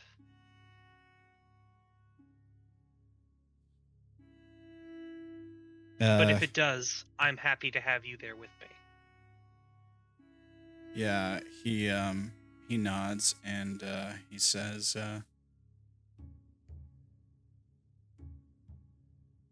whatever destruction waits for us there, we'll face it together.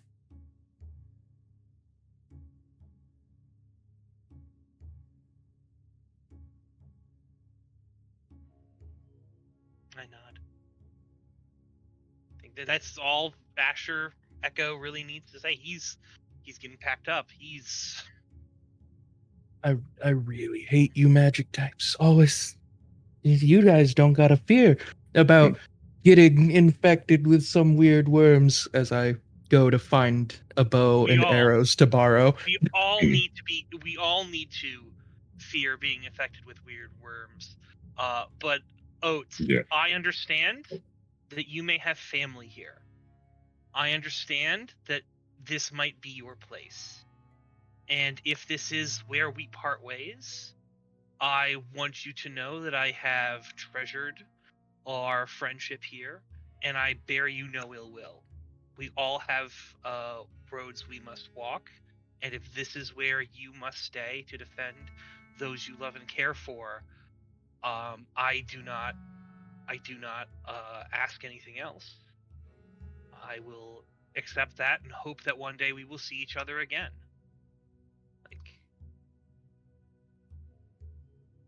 Like, I know you're a party member and you're probably coming, but Echo's like, this is a guard. He can stay with the caravan.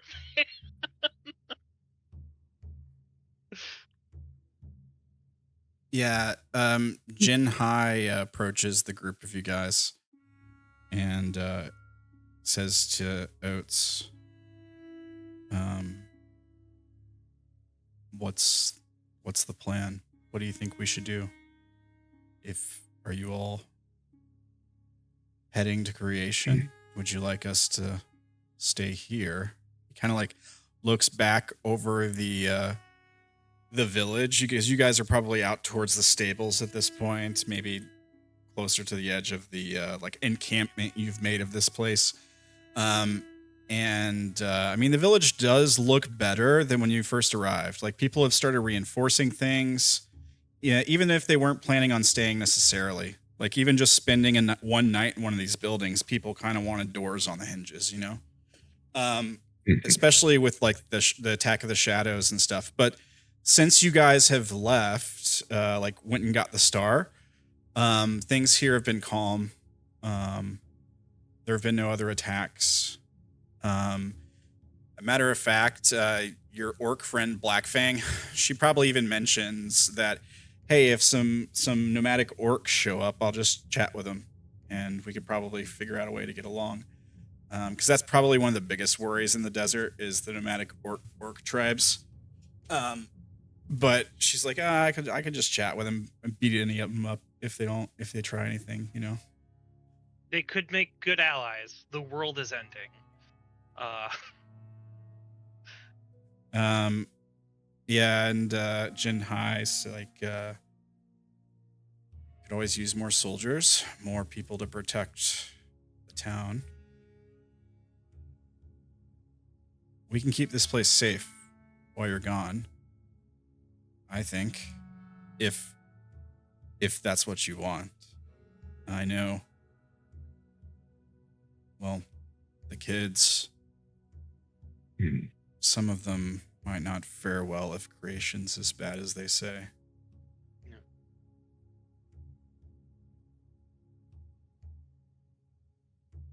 But it's up to you. You've led us well so far, so what's your advice?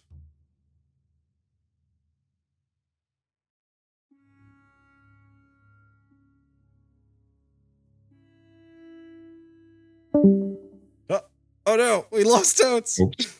Yeah. His power flickered. And that is when Oats leaves the game. All right. Oats' eyes roll back in his head, and he collapses on the ground. He was No. a good guard and a good friend. Mhm. He was having some storm issues earlier too. He mentioned that. Oh yeah. He literally said power flickered like 1 minute ago. Yeah.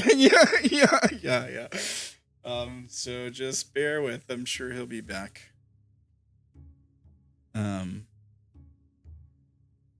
But yeah, I mean, what about you, Aldrik? Presumably, you're there for this too if you want to be. We don't know if you're going yet, as the others kind of as particularly Echo, Madainn, and Nurnum are kind of like get ready to hit the road, basically. Well, I just said that I'm going to, and I was willing to say something to Oats, but yeah. Well, I'm sure he'll jump back in here in a second, and you can say it to him. I guess Sure. we can kind of stall until then, I suppose. Yeah, because I believe there's a way that we can get to a compromise between the magic pike and something like that. Yeah, there was that whole thing with the magic pike. I mean, presumably, like, it's not like you guys will never be able to come back here again. It's only 3 days travel. Yeah, I'm not planning on running this campaign as like there's a constant ticking timer. Like I kind of like in other games I've run, it's like you're just boom, boom, boom, things happening. I feel comfortable saying you guys are probably going to have downtime to be able to come back to this place if you want. Use it as a base of operations if that's what you guys want to do. And kind of like it's a good place actually. Like just thinking about the setup on the world map, we're gonna take above the center, and we'll take a and it would be neat to have a place to come and go from. Yeah. If creation is that bad, it's probably a pretty good spot to be. But there will also be things to do in creation is kind of the plan. But a giant mega city with things to do? Nah. Giant mega city. I don't think we've ever really had throughout all, both campaigns. I don't think we've ever really had any time in actual creation. We've heard about this mega city a lot. We've never actually seen it on screen. So yeah, creation, I don't think it exists. Yeah, it's Australia. It's just a myth. For those of you who don't know, there's a weirdo conspiracy theory that Australia is a myth. It's kind of like the whole flat Earth thing. But yeah. So like there will be lots of things for doing creation also. But like I'm thinking once you go take care of like one or two things, you have time to come back here. If you wanted to, before launching your next part of your quests, basically. Launch our solo careers. Yeah, that too. I hope Oats is We're dropping hot mixtapes, all right? Hot mixtapes. I hope Oats is all right. Pray for Oats. Pray for Oats. I'm sure. I'm not gonna DM him because I know he's gonna come back if he can. But we might just have to move forward. Presumably he's coming with you guys. I don't know for sure. We do have those like other like magic weapons and stuff, right? That we got from that encounter. So we have like items for him to sort of use.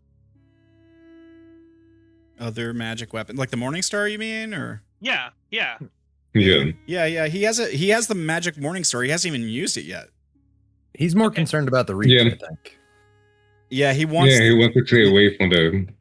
His last thing before he disconnected was he was looking for a bow and quiver to borrow. Oh. Yeah. I think the dagger of the rogue Can I cauterize the flesh? I mean, she didn't have to make the saving throw that Tetsu did, right? What? What do you mean? She had a magic dagger. Oh, The Vela. rogue that was with a magic, Vela, yeah. Yeah, Vela with the magic dagger. Yeah. It cuts away the flesh pretty well. Yeah. Why? What about it? So based on that, would we believe that the Morning Star would do kind of like the same? I mean, it's magic. Yeah, probably. And I Especially believe because it's blunt. So I believe. I mean, I'm not looking at it, but if I recall, it did radiant damage, didn't it? I think it did. I think it did radiant damage. Yes, it did. Which I can tell you would probably work on the flesh. Almost certainly. Nice. I can tell you that in the Force of Flesh campaign, radiant damage was useful against the flesh. I think his issue is that he's not wanting to get in close. Yes. He's worried about getting contaminated. Could have been a wizard. Yeah. You know, you rolls your class, you makes your changes, all right? You takes your chances, all right? Let me take a look. So I'm pretty sure. I mean, you guys wouldn't know this as player characters, but the actual blooming flesh is a pretty good ways away from where you guys are at, where the bloom is, and so it's not likely that you'd be encountering a lot of those things. You know, just a random encounter on the road. They just happened to be in this area for some reason. Now, unless there's something going on in creation that you are not aware of, you're probably not expecting flesh monsters to be there. Like, the creatures you encountered on the road did not come from creation. I can tell you that. But one thing, when they talked about seeing dead bodies, were it dead bodies or undead bodies? In creation, to see when they were describing the situation for them. Okay. Sorry, it sounded like you said, were they dead bodies or were they dead bodies? No, were they dead or undead? Dead bodies or undead bodies? The dead people in creation. Yeah. Like the people the refugees saw? Yeah. Yeah. I don't think any of the refugees report seeing undead in creation. All right.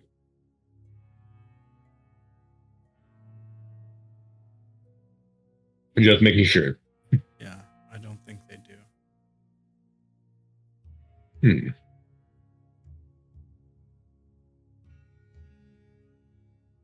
Now, like, you would probably know. Here, let's take a look while we're waiting. I'll shoot him a DM now. I'll shoot him a DM and make sure he's coming back. All right.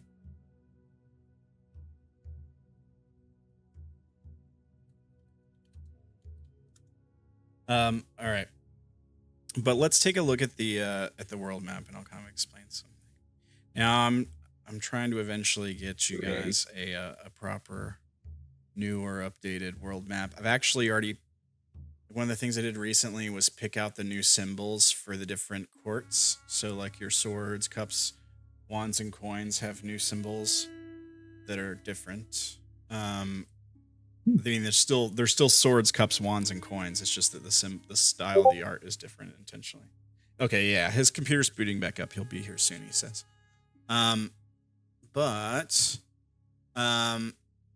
The blooming flesh is way over there towards the Riverlands on the other side of Namvan Kosa 10, where Watan Tam used to be, although it is gone now. Now, the story with the blooming flesh is that it popped up in the Riverlands one day, somewhere around the center of it. It spread along the river at first, along the waterways, and eventually it overtook Watintam and probably some other villages. And it was growing. It just kept expanding for a long time until one day it just stopped. It stopped expanding. Like the actual bloom. Now the bloom is where like all the trees are covered in flesh, all the ground is flesh now. Like it's like a flesh biome essentially. And for a while there, this big boil swelled up and it was like a dome. You know, like you could stand on a mountaintop and look out and see this huge flesh dome in the area. And then one day, and what happened is the court sent their armies. So the swords sent armies to like the western and northern front of this thing, and coins did the same for like the southern and eastern front. And it was kind of strange because the courts are obviously very much at odds with each other. And so there was worrying that there was going to be a fight breaking out between them near this flesh stuff. The armies were trying to penetrate it. They couldn't. They couldn't find any weapons that would penetrate the boil. And one day it popped, essentially. The volcano erupted. The boil popped, and a bunch of creatures, flying creatures, came out of it.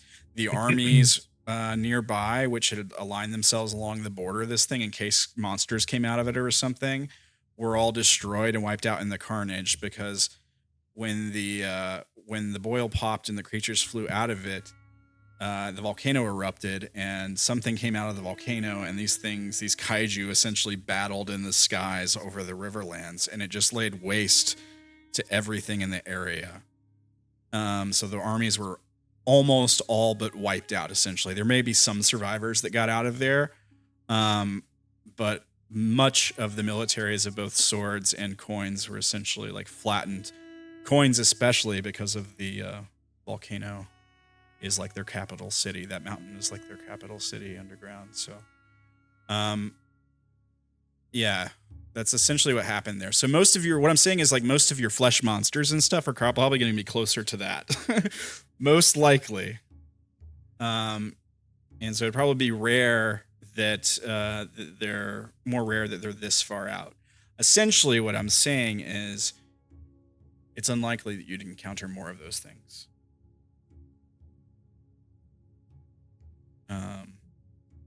Not impossible, just unlikely.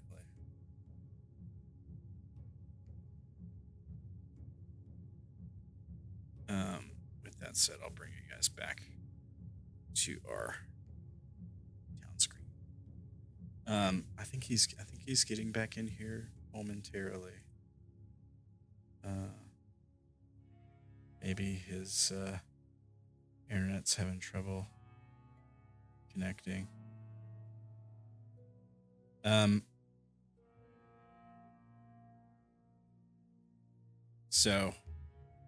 Yeah, that's just what I want to explain about the flesh monster thing.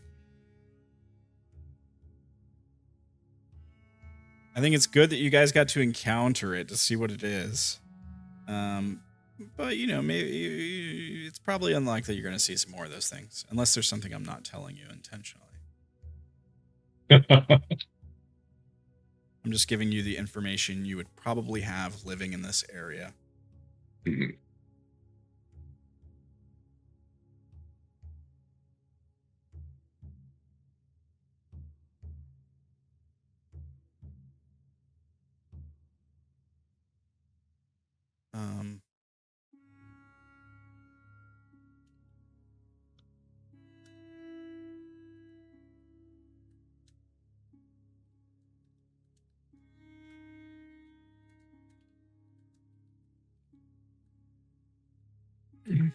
I'm asking him, hey, can you just tell me if you're going to go with them to creation? Just so I can know. 'Cause I'm just kind of afraid to move on if he's gonna stay in town, and I think that's my concern.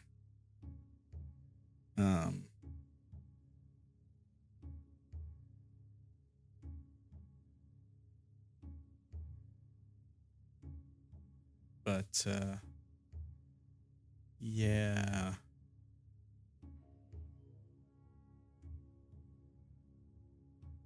Oh no.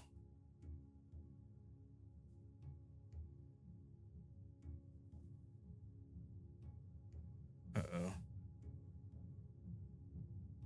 Rip.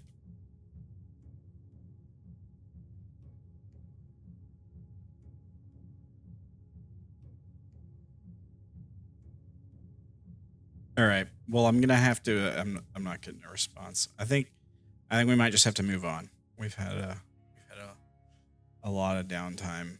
Oh, I think we might have to just move on, unless you guys want to like call the session here and regroup next week. We might just have to be like, all right, I think he's coming with you guys, but I don't know. We're just gonna try to figure it out later.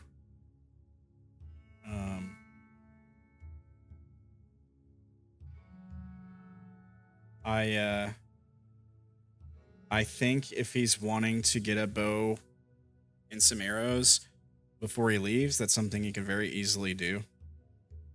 The caravan will probably have some somewhere. Just like a basic bow and arrow. I think that's very doable. Yeah.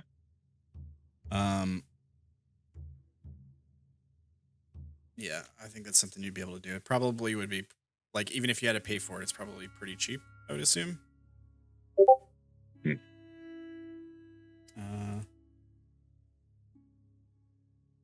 Yeah, he says yes, he'd be going with you guys. All right. So Aldrik, are you going with too? Yeah, for sure. Okay. All right. So, especially after seeing the silhouette of the world and knowing that there are demons there. Yeah, because some people are saying that there was demons that came up out of the ground and were attacking people in the streets and stuff. Yeah. Like there's all kinds of weirdness going on. Okay. You guys are all taking horses, I would assume. Okay. So why don't I do this? Actually, it might be better just to use our start screen for this bit. This little bit here.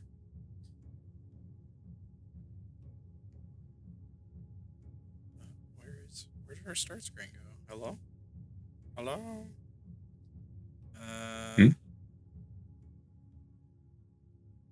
Am I there? I'm just going crazy. Here we go. I'm just losing my mind, losing things. There's too many pages on the thing. Oh, welcome back, bud. Hello. He returns. Yeah, I was worried the flesh got you. Sorry about that. It logged me out of everything when I... It's all good. Stuff happens, man. Hashtag hope you're oat K. I just saw that. Nice. Well, Oats, you didn't miss much. We were kind of stalling for time while you were down. I was basically just explaining to them like that it's pretty unlikely for you guys to encounter more flesh monsters, just because of like where they most of them kind of are in the world, unless there's something I'm not telling you guys. Is what I was saying basically. They were trying to figure out if you were going. You asked something about getting a bow and some arrows. I think that would be very doable. I think the blacksmith would just like, okay, while I'm working on this for you, here's a bow and 30 arrows. Just, try to keep track of them. What are you just wanting to get a regular short bow? Like what kind of bow specifically?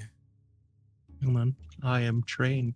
Well, it would take enough time that I could train on whatever bow she has.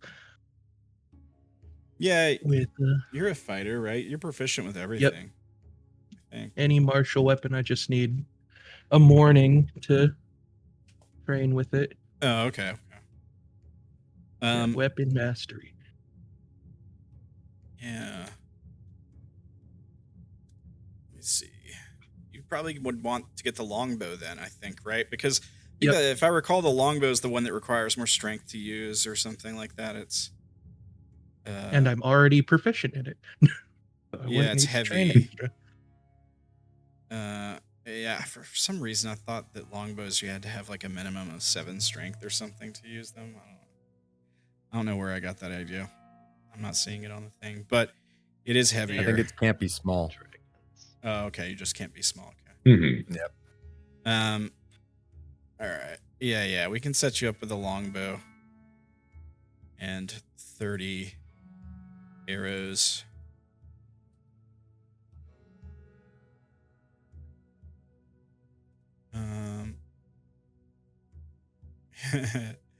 Yeah, it usually costs 50 gold, I guess, for a longbow. Is that right? Yeah. But she's like, just return it when you get back. Don't lose it. You know, like I'll lend it out to you. Andy. Yeah.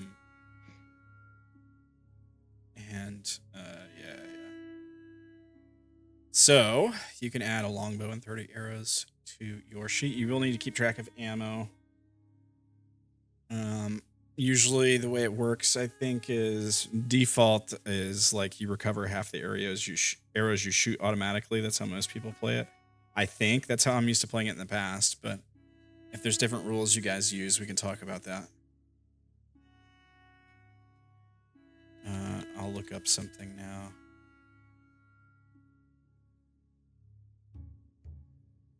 You can spend a minute to search the battlefield, recover half your expended ammunition.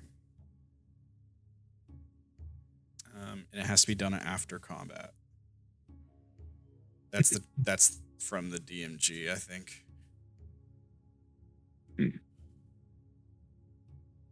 It makes sense. Yeah. All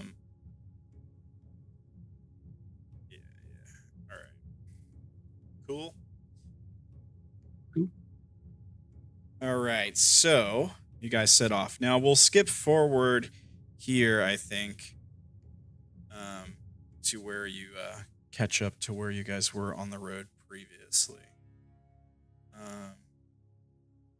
So we fade out on the group of you, leaving Lockman on horseback. And we get like a little pop-up on the bottom of the screen. It's like, what do we say, 2 days travel? So like 2 days later. It was a day travel. It was a day? Yeah. So one. Admittedly, here's the thing. In all honesty, it's half a day travel. We are not traveling with a caravan. We are traveling on our own on horses. So you can go twice as fast. Yep. Right on. So yeah, we see like a day later or whatever it is. Maybe you guys leave at midday or something.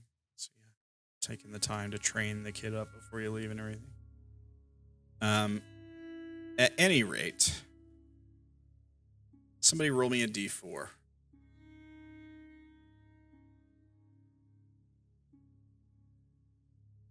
Oh, right on. Yeah, you get a long rest. You guys will get a long rest. If you need to recover anything, go for it. Wait, Jeff did one. D4, you rolled a 2. Yeah. All right, let's see here. Oh, that's funny. That's you, buddy. All right.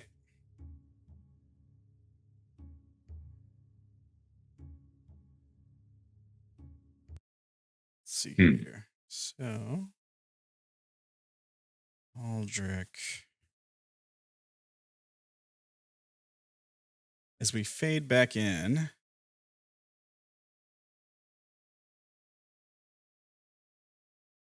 Let's see here. Probably this one. Yeah.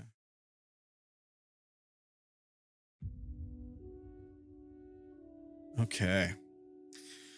Aldrik, you find yourself in a corridor of cracked marble. Statues of the Emperor line the walls, each crumbling. Ahead of you, far into the distance, the hall extends. At the other end, you see a throne. What's your passive perception? 16. 16.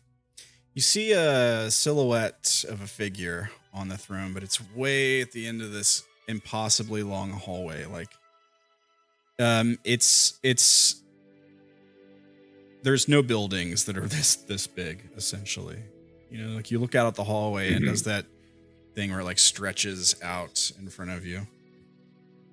There's all these like ruins, sculptures of the Emperor on either side. There's ruined sculptures of other magisters, that sort of thing. And above you, instead of a roof, there's just an empty sky. No starlight, just blackness. What do you do?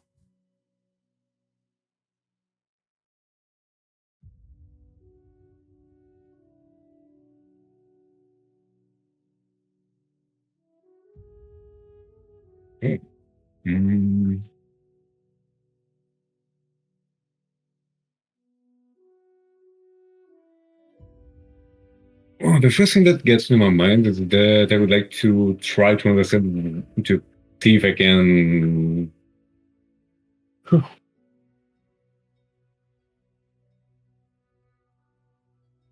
get any information on why are those statues crumbling. Yeah. Yeah, you take a look at the crumbling statues around you. Make a investigation check, I guess. 21 plus 23. 2. The building itself seems to be very old and almost like abandoned. Like the statues seem to be crumbling from age and lack of care. Like their debris is scattered across the floor. Nobody's cleaned it up. There's also a lot of dust on everything. It's like the place has just been abandoned for centuries or something. No one's been here to care for it, and it's just fallen in a state of disrepair. You might even see some like cobwebs, stuff like that. Right. Is it like a temple or a hall? The walls and floor themselves do seem to be made from marble, like probably was once very fine marble. It rings true of a temple. Probably to the Emperor with the statues. Is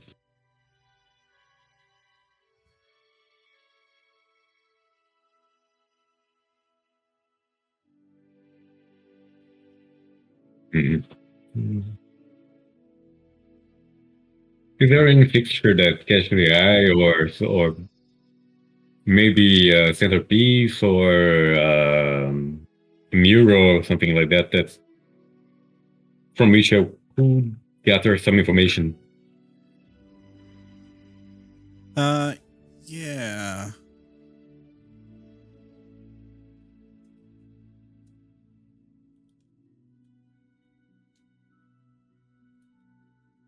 Maybe. Let me see here.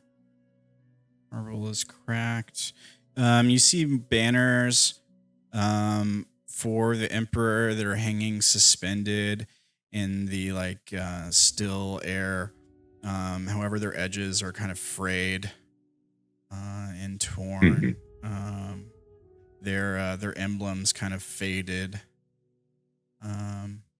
The stone statues that flank the wall, statues, the emperor, soldiers, magisters, brothers, all of their faces have been sort of worn smooth and featureless by time.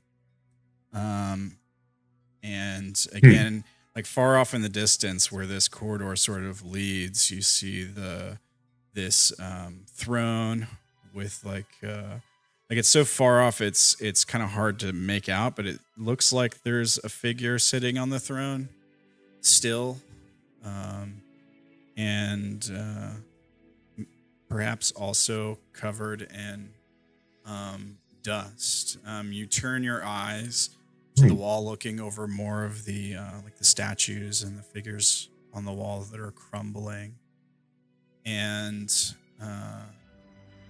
you do see like a mural in front of you. It's a figure dressed in full magister armor, tall and commanding, and they're standing atop a tower built of white stone. His arms are spread out in like benediction, I guess.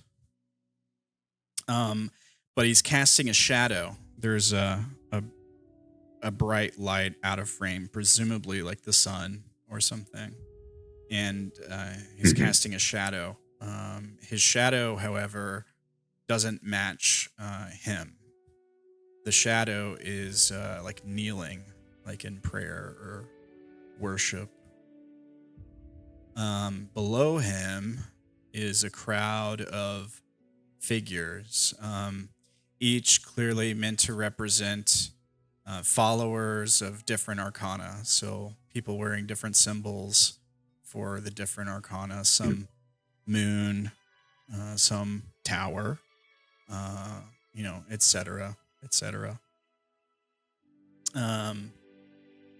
Again, in each of these figures, they're either their face is turned away from the perspective of the mural, or covered with a mask, or just faded and worn smooth by the ages.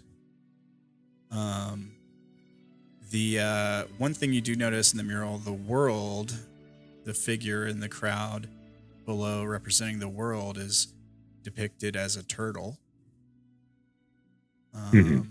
And this turtle is sort of nestled near a bunch of like roots, which seem to like spread into the ground around it, and sort of like painted into these roots you see like city buildings, things like that.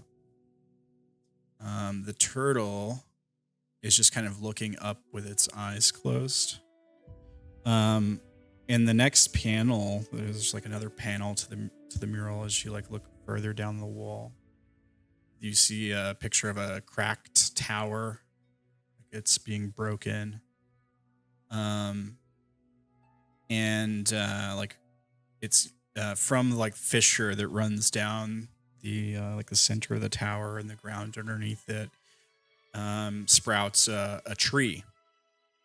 Its roots kind of pushing broken stone upward and sort of away from the tower.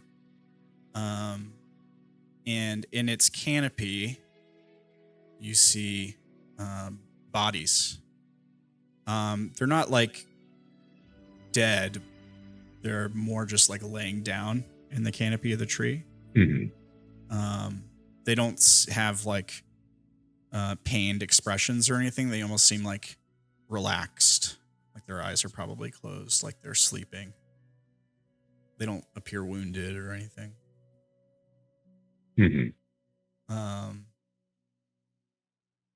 And then there's another panel that's the same scene as the first one, except for the magister on the tower is holding a mask in his hand. and the crowd below him is vanished, and there's only stone and rubble and like saplings that are not yet started to grow into trees, but they're protruding from the ground to where the people once stood.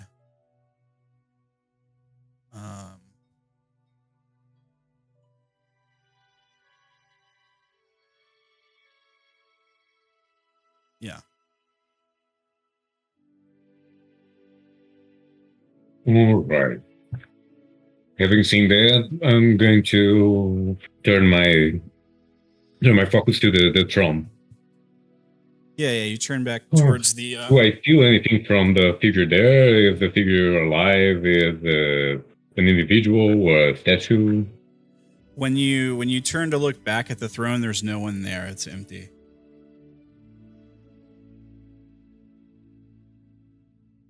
Hmm.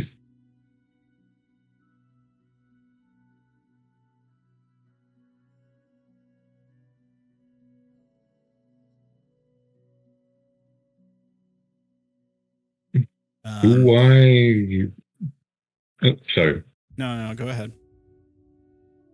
Do I perceive anything from the throne itself? Or can I sense or see something there? Do you approach it? Like, do you walk down the corridor towards it? Yes. Okay, yeah, you start to take a step down the corridor. You take a few steps. You hear your feet echoing off of the marble. Even though there's no roof on this place, it echoes as if you were in a closed-in temple. And there's this sort of strange thing that happens where as you start to walk, it almost appears visually as if the throne gets farther away from you instead of closer. But at the same time, you also suddenly arrive at the throne. You have this feeling that it took a long time, but you didn't necessarily have to experience it. It's very dreamlike. And you're suddenly just there kind of looking at this throne. And there is something there. You hear a voice from the other side of the throne. The voice says, "You still kneel, even when no one asks you to."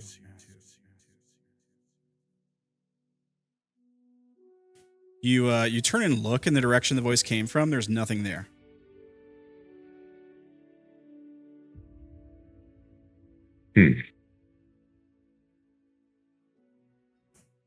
Even now, when the banners are dust and their names are ash, I admire that, Aldrik. Not for your faith. No. You lost that long ago. But for your stubbornness.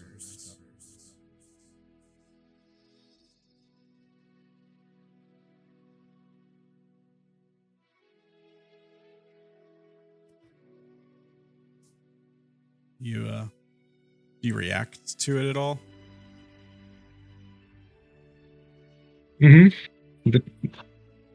Well,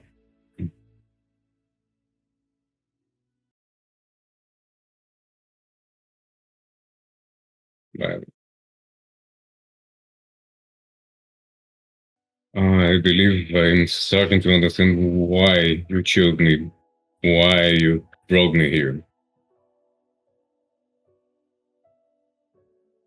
I admit I got the wrong idea at first, but I'll try to write about it.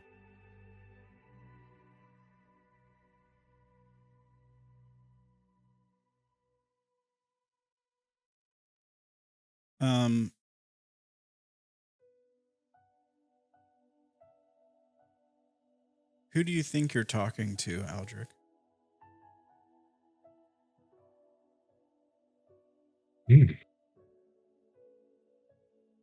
Well, I believe it was the Emperor, but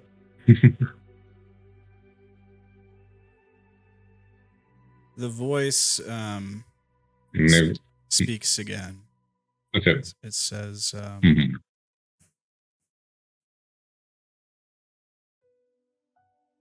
do you think the world betrayed your order?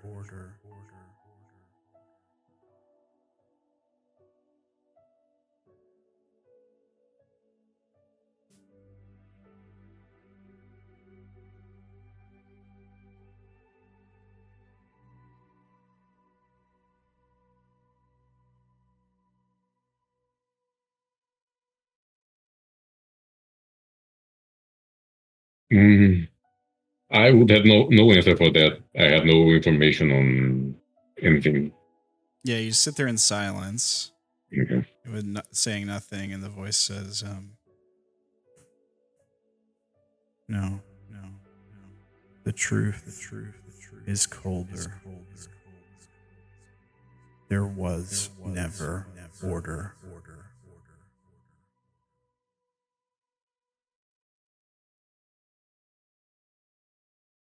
The Emperor, you remember?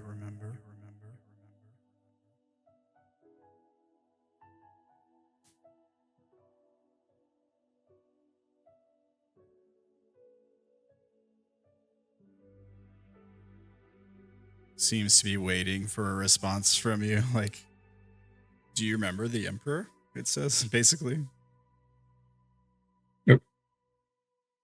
Yes. What? A shadow on a wall lit by someone else's fire. They wrote laws in blood to feel less alone.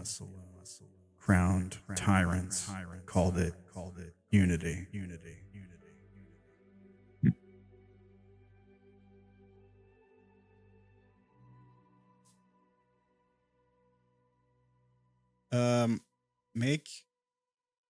Make an insight check, Aldrik.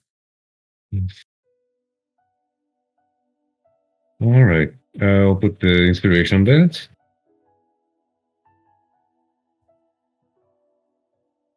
Okay. 25. This thing, whatever is speaking to you here, is definitely not the Emperor. It's not what it's doing. As a priest, you kind of recognize this. Is it's trying to sow doubt. It's trying to, and you probably almost go for it a little bit because you've experienced doubt. Like there's a part of you that's like, I've had that same thought. It's almost like it knows just how to poke and prod at you. Like there's a part of you that's like, yeah, I've felt that way.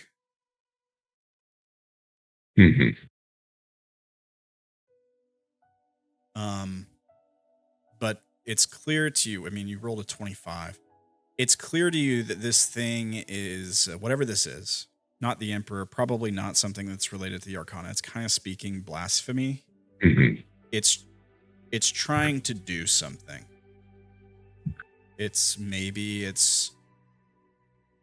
Maybe it's trying to manipulate you. Maybe it's trying to form a connection with you.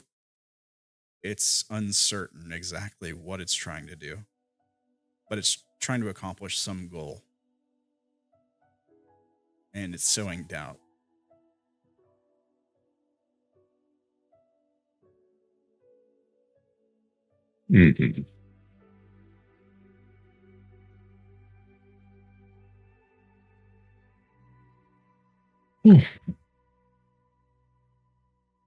Do you react to that? Well, as soon as I get a hold that it's not the Emperor, I will kind of close myself a bit for that because there's a newer influence. but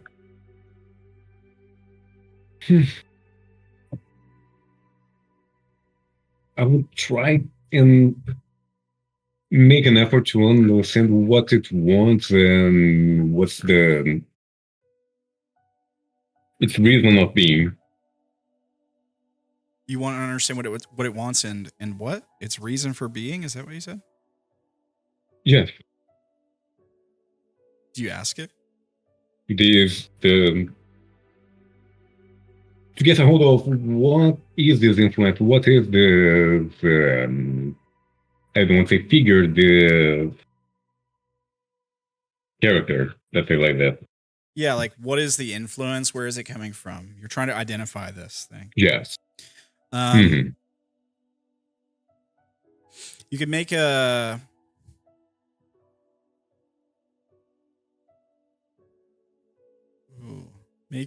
religion check or Arcana check. I would rather do an Arcana. Let's see. Or history. Okay, I suppose that's fine. 21. 21, yes. You have advantage, right? Yeah, I'm still burning the inspirations. Okay. Yeah, 21. Okay. So you're thinking like what could this thing be? Is it like some kind of a demon? Maybe like demons would try to sow doubt and try to like tempt you off the path to enlightenment. That's kind of their MO. Is try to get people to stray from the path to enlightenment, whether it's through doubt or whatever means they can kind of pull you off the path with. And you start to think of a name, like, is there a particular demon this fits the MO of?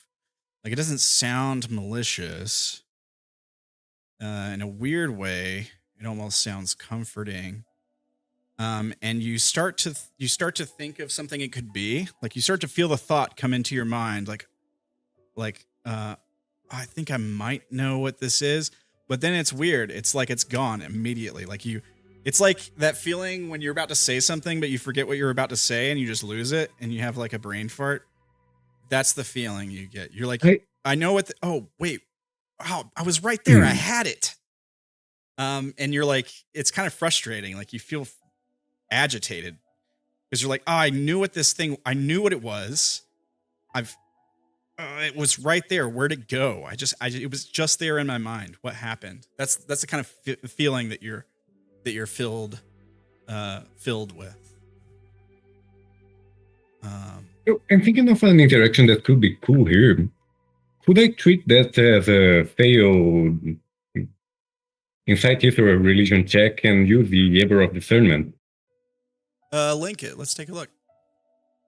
Reroll one failed insight history or religion. Divine intuition clears his mind. I'm specifically interested in the second part. When he does, he hears an echo of the Emperor's breath as if exhaling behind him. Yeah, I'll allow it. Yeah. I'll allow it for this. Great.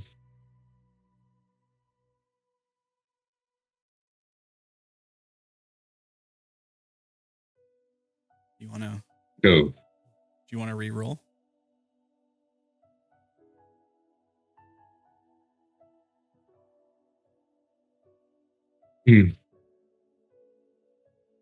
I was thinking it in a different way because that's. Did I fail it? I was thinking that the part of the trying to remember and not remember it very well could go like a failed check, an insight check, for instance, or religion. You failed the roll with a 21.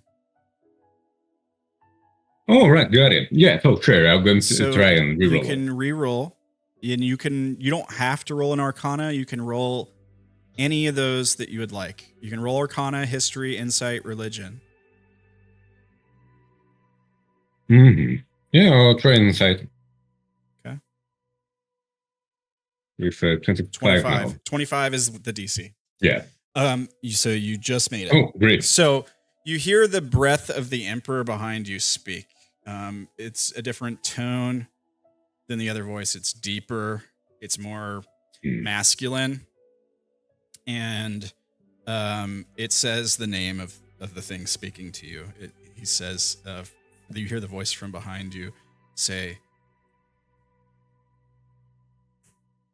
Lexoriga Saggath. That's its name. Mm-hmm. How would I write it, or? Here, I'll write it for you in the Roll20 chat. Thank you. I think one or two of you may know who this is. If you're familiar with old school campaign lore. Let's see if you know the name. Make a history or religion check or Arcana check. The DC is a 25. Oof. Yeah, let's hope that goes 25. 25. Okay. From an Arcana perspective. Okay. Lexoriga Saggath is an entity known as the Forgotten One. Lexoriga Saggath is a primordial entity that was put in the service of heaven to facilitate the process of reincarnation. Mm-hmm. It wasn't necessarily allied with heaven. It was more just allowed to exist as a fundamental part of order. It wasn't evil. It wasn't necessarily good. It was more like this is an arrangement we have with this entity. The other thing, Lexoriga Saggath is the sibling of Gloon, the flesh, delighted in darkness. Mm.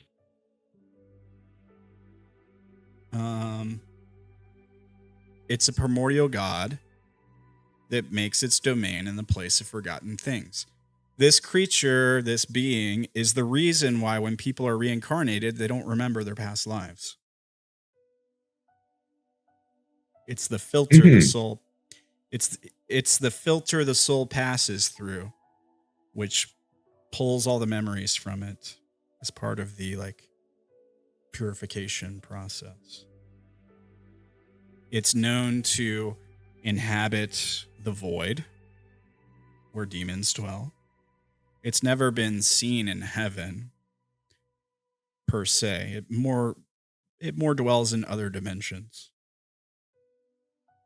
Sometimes, on very rare occasions, it has made its presence felt in the world, but because of the nature of it, this creature can't be remembered, typically. It's probably why the DCs were so hard here. I mean, this is the Forgotten One. It, by nature, it makes things forget. Right. The Emperor knows this thing.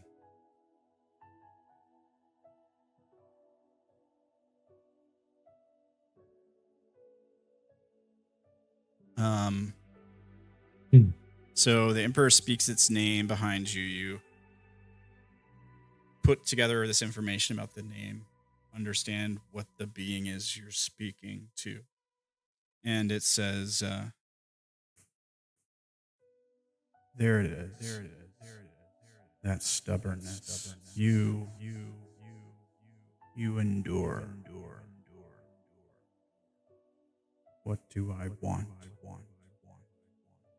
I want you to keep walking, Aldrik. Not for righteousness or redemption. Walk because that is what you do.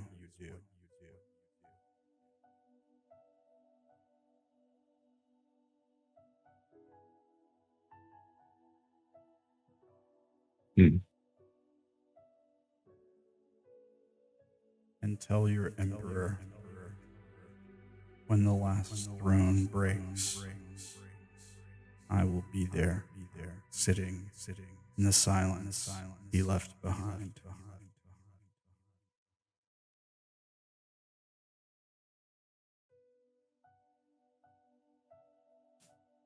You wake up. In your tent camped out on presumably the side of the road. Somebody roll me a D3.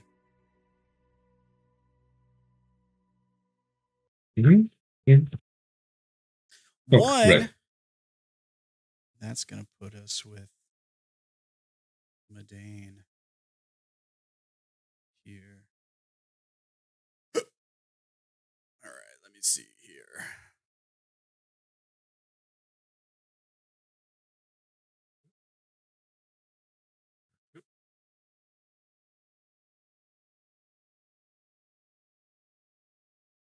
All right. Madainn.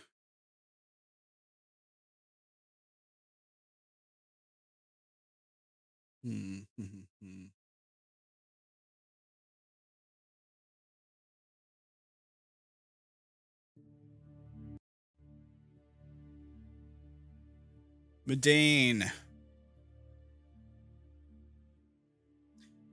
You stand in a crater under a violet sky.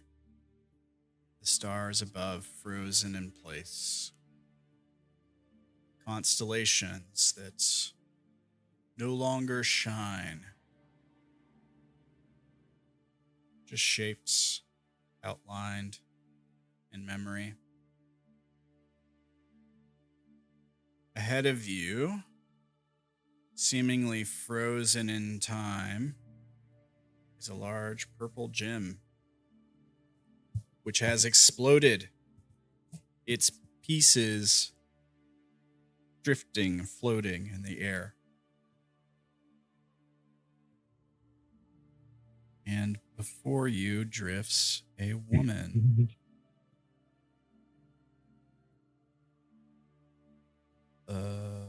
Place on this layer, yes, okay. A familiar looking woman. You have seen her before.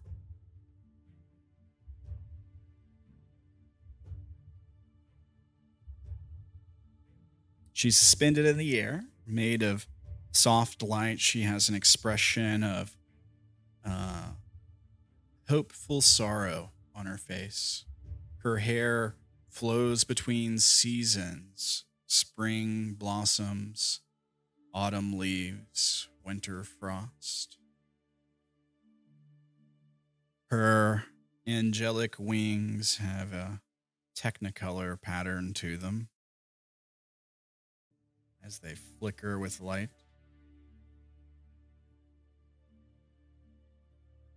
And above her, a piece of broken crystal prism spins slowly.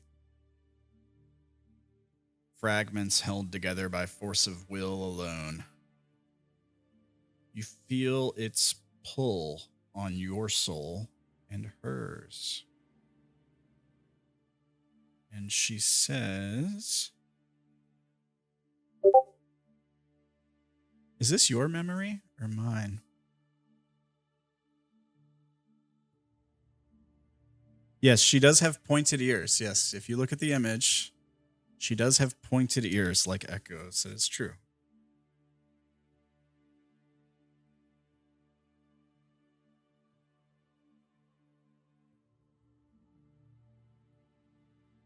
I'm really not sure. She kind of absentmindedly looks up to the sky. As you look up to kind of follow her gaze, you realize that all of the stars except one have flickered out entirely. The one that's still in the sky like melts like wax, and like drips down from the sky in this sort of abstract way. And she says,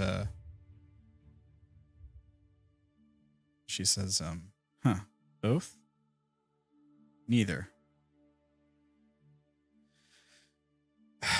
I don't know. The sky still carries echoes, even when no one listens. I thought this would be a good way for us to talk from now on. Seems as good as any other. It should burn up your fire slower. At least, I hope. How much fire would you say I have?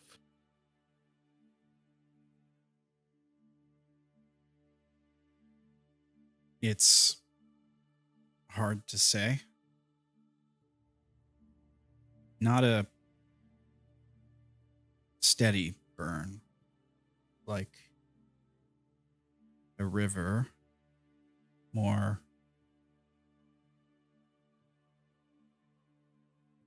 intermittent.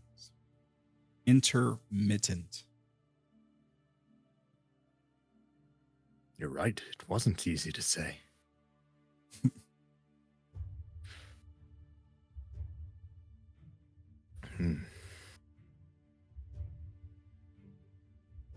Well, then I guess less is better.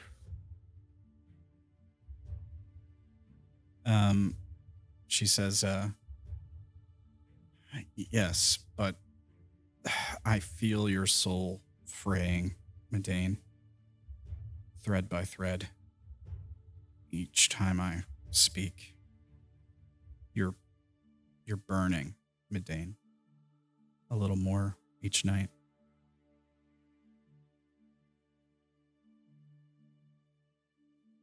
Are you sure it's worth it? Well, I don't really see any other way, and it's my soul. I have a high thread count.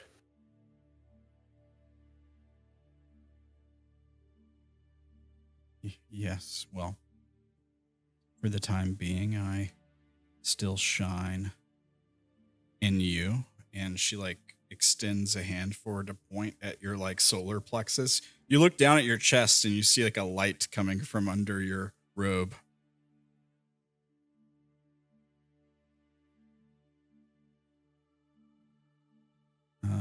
And she says, but you're more than this.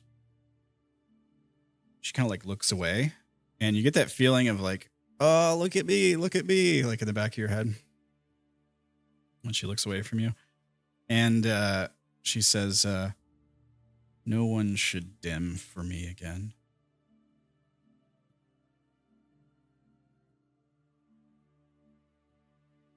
Well, it's just until we find your prism, right?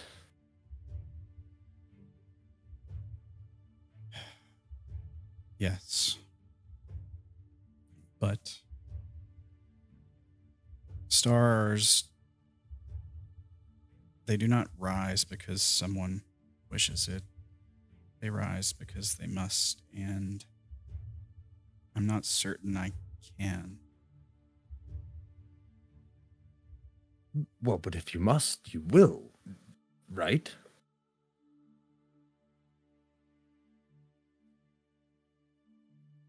I will hold hope.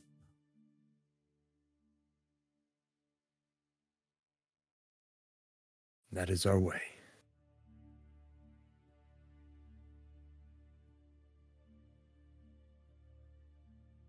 The sky flickers with twilight for an instant. She kind of looks up at it as if like taking note, a measurement. And she says, Madainn, is there any anything you need to ask me, now would be the time.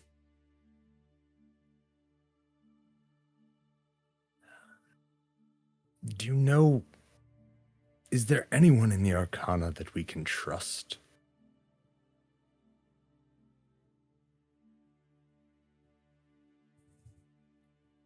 Trust.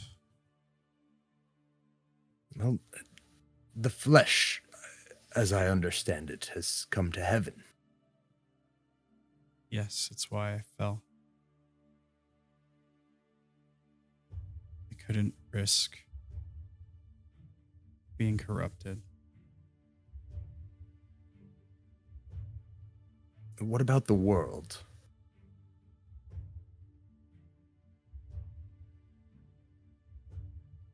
The world was not there.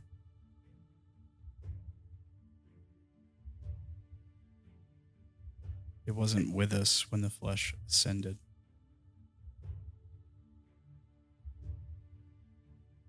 I might know where it is now, though. Good. Good. You should help it first.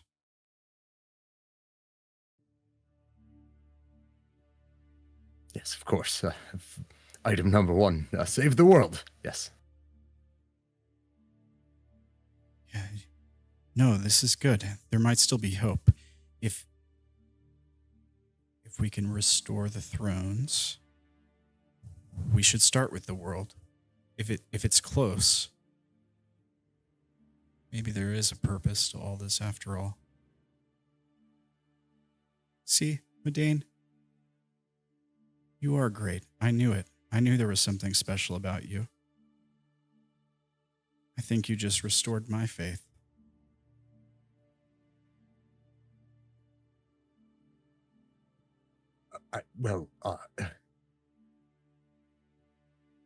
Sometimes a star can only see darkness all around it. It needs a little reminding.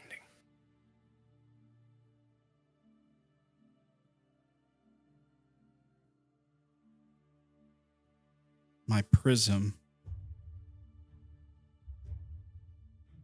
She stares off in a direction. She seems to be looking miles away at something you can't see. She says, it was in the hands of a champion of mine. I haven't been able to feel them since I fell.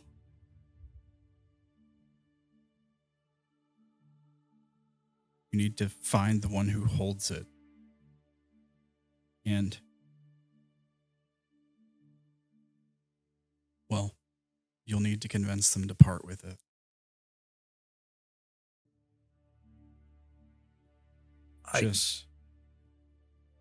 Just tell them that hope burns bright to light the way home.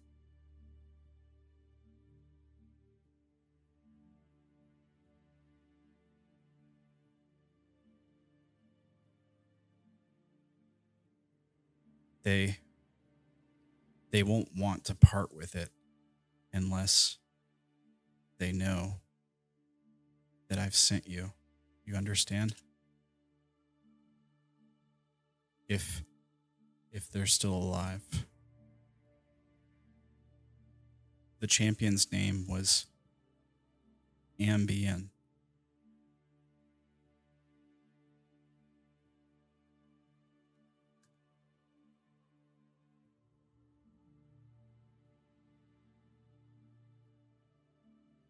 Madainn busts out his spellbook, and way in the back he starts writing notes. You're dreaming, so in his mind he's doing it. Yeah, you're filing away. You're making a mental note. Yeah.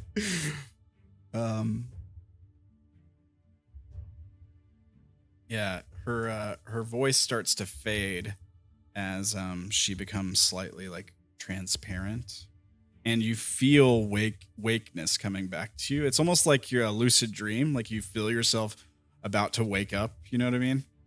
You're like, and there's this feeling of like, no, let me stay in the dream. You know, like you have that feeling, and you're trying to will yourself to do it, and you manage to hold on for a bit longer, and you hear her say, "Find the one who holds it, Madainn, before I go out and take you with me."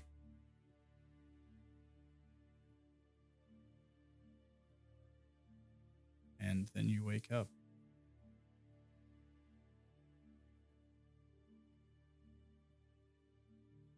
Not at all in a cold sweat. Terrifying. Good. Somebody roll me a D2, please.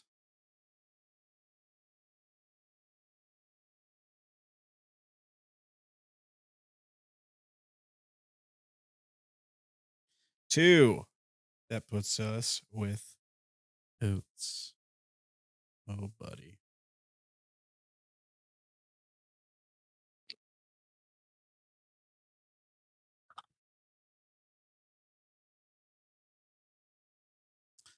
Gonna be fun on a bun. Oh, buddy. Let me see here.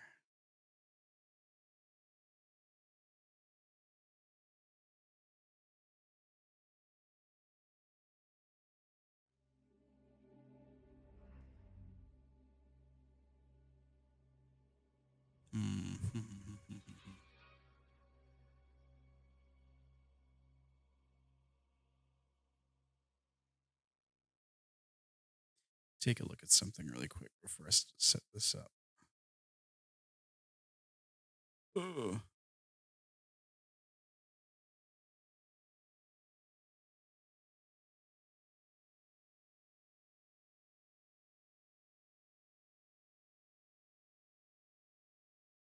Okay.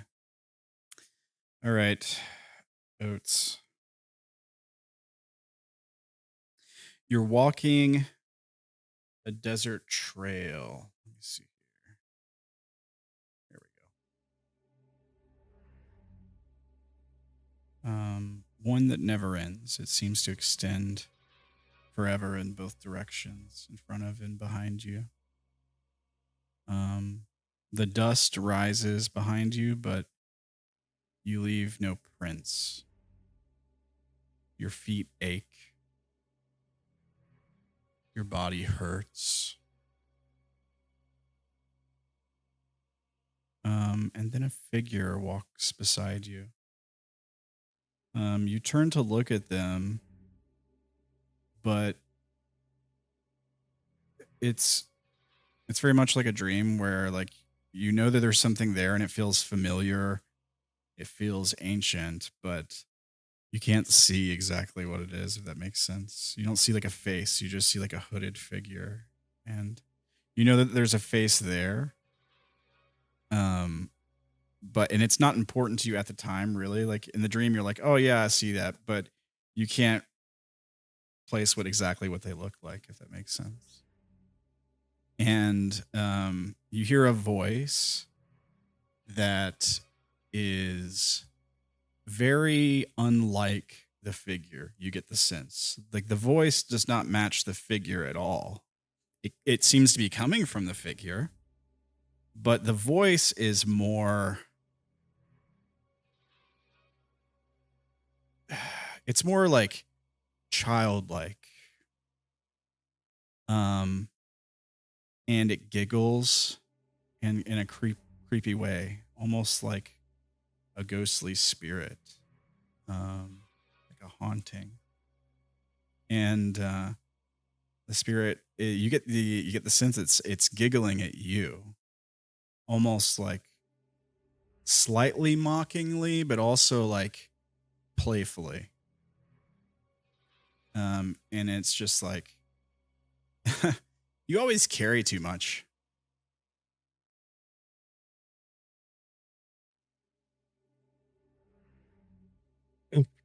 You always have to be prepared. Why shouldn't I carry the things I need? Stones in your hands, people on your shoulders, hope between your teeth like a bit you refuse to spit out. And you wonder why your back hurts.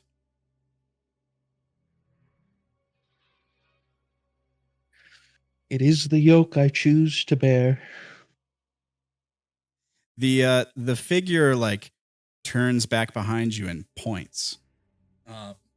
You look like you stop walking for a moment and you turn to see what it's pointing at. And behind you, instead of it extending forever now, you see off in the distance Loch Min, the village, right? And it says, they look to you for strength, don't they?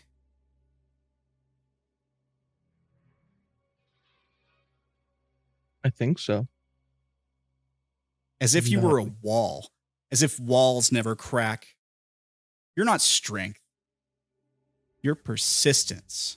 And that's nobler.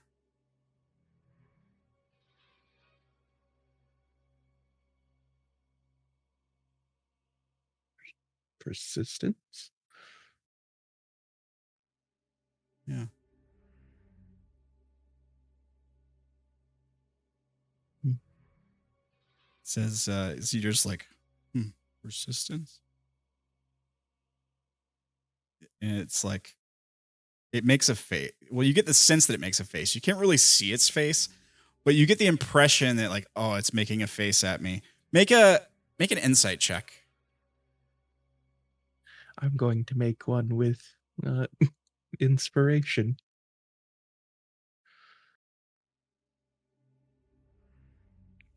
So you Glad got I a did. crit. All right. So with a crit, you know that this thing is like, I had to get a stupid one. Like you feel the mockery dripping off of this thing. Like, yeah. It can't hide it. And so it's like assuming that persistence was a word you didn't understand. It's basically what's going on here. And it's like, I might be stupid, but at least I'm not mean. yeah. It's like Mean Girls or something. It's kind of, it's like, the others said you're simple, that you don't ask deep questions, but the earth knows. So do I. See, when the gods are gone and the sky is just dust, it's your name they'll carve in the last stone that stands. See, you're not made to save the world, Oats. You're made to outlive it. So that is my lot, to endure.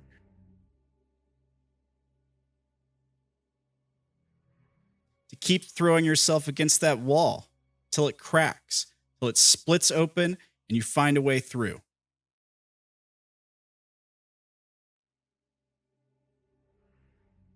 The path keeps going. You like turn, like they're pointing in front of you now, and you turn and look ahead of you, and the path extends forever. It just keeps going into the desert. I sigh and stretch my back. Then would you keep me company, at least for a while?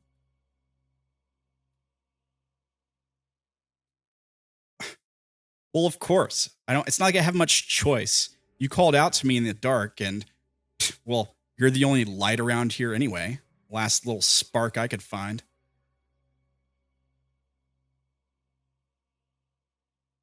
I offer the thing my hand. Ooh. Yeah, you offer your hand to this thing.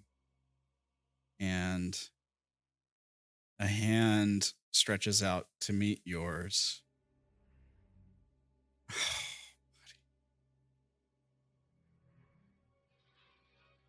I can hear the others pinging.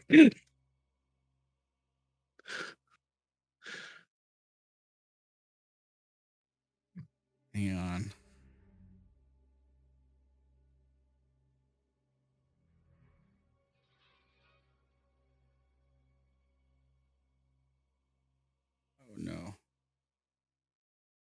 Make a Constitution save.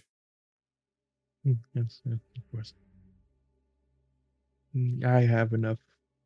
I'm going to continue this inspiration train. Okay. Yeah, good. You succeed. All right, so you feel something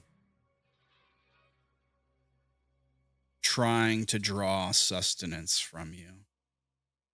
And it's not necessarily that it fails to get sustenance, like it's the here's what you see.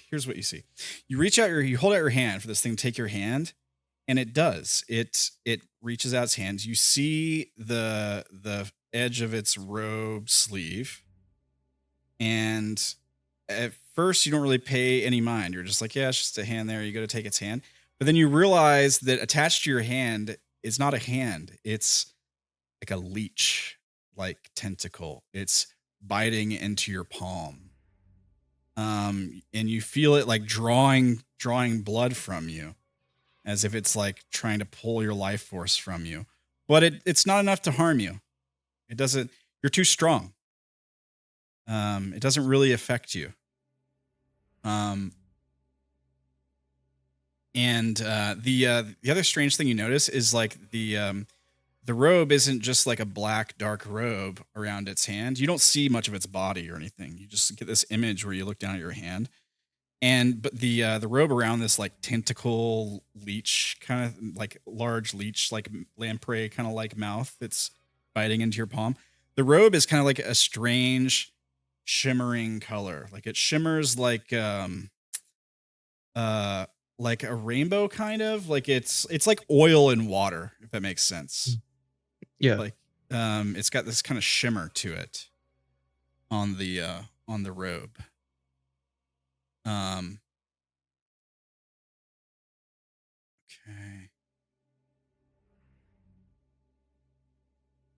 The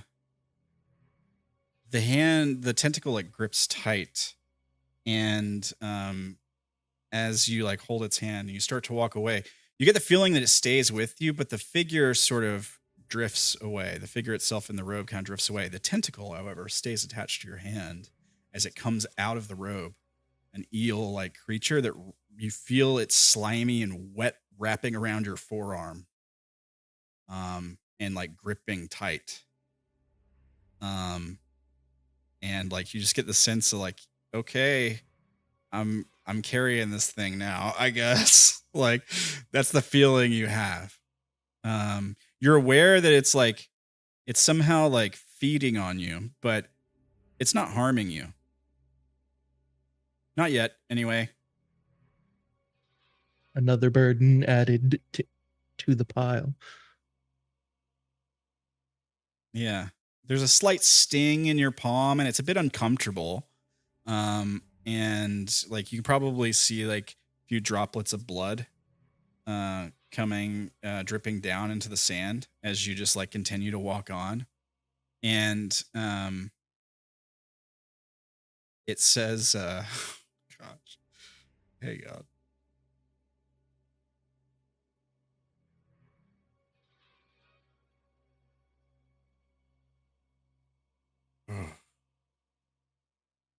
It says,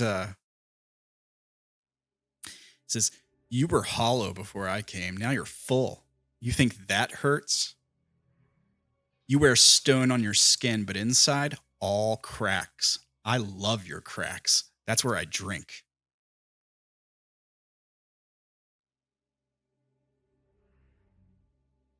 What are you drinking? You, of course. Let me stay.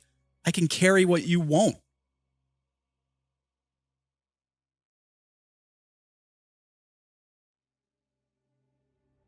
Who are you to offer such assistance? You just taunted me for carrying my burdens, and now you wish to help?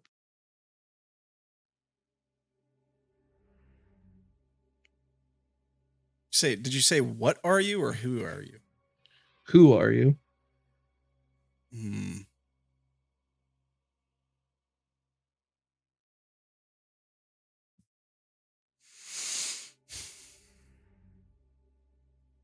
I mean, what are you is going to come up soon, but Mm-hmm.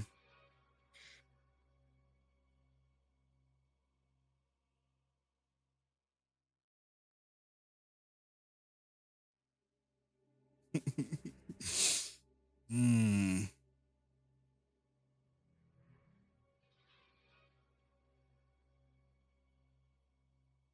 Oh man, this could roll me a d4.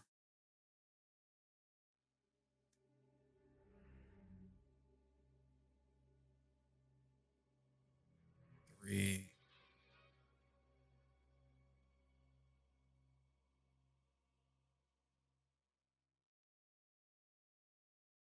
Oh man.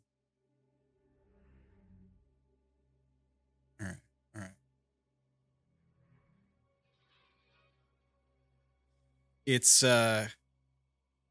It speaks a name to you. A name full of soft, wet consonants, hard to pin down, hard to speak aloud. It's probably pronounced something like Yeshurol, Yeshurol, Yeshurol, Ishurol, something like that. Here's how it's spelled. You want to make a note of that. It says the name when it speaks it is the first time that its voice takes on like a whispered tone, like a different a different like you don't hear this like sarcastic kind of like tone bite to what it says. It's like whispered in a different tone of voice. It's not like male or female. It's just it's almost like you're hearing it on the wind. And it says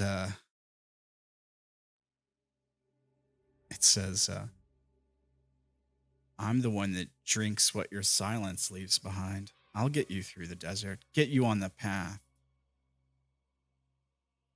Just let me stay. I can help.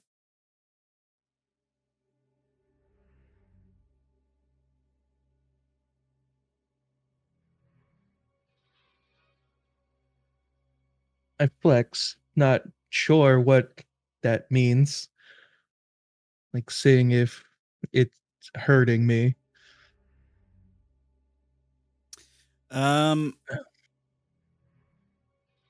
Make an insight check, I suppose.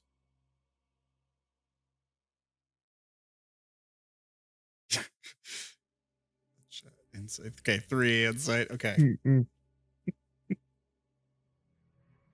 Yeah, I mean, you're pretty sure that this thing doesn't want to hurt you. It's like trying to be helpful. It's kind of hard to read. It's a little It is a vindictive, lamprey. right? Yeah, it's a To my little arm. like gross and weird. Also, like this is a dream. You've probably dreamt weird things before, but yeah, maybe this is metaphorical, you know.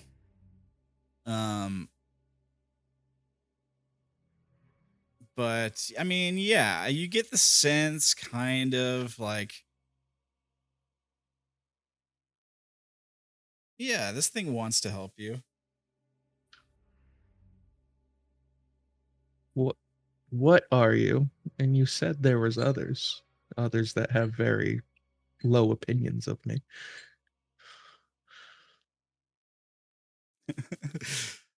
Yeah.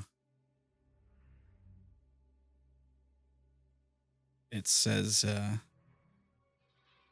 the others, the ones that travel with you. Duh. They said you're simple. You can't handle complex questions. You don't need them. You just need me.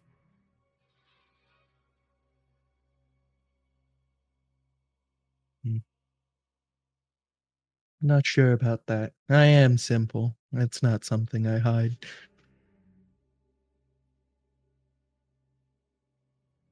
But if you're offering help, I'll gladly take it.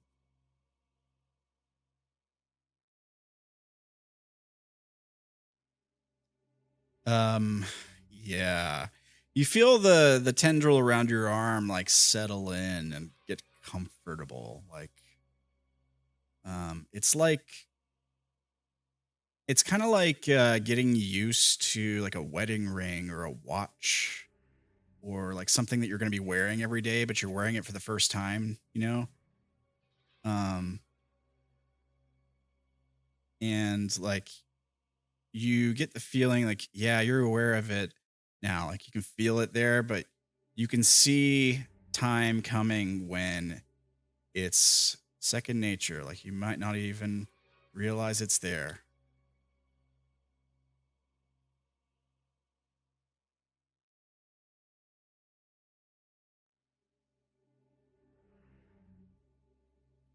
Um, oh man, this is actually going to be this could be really cool for you actually. Um,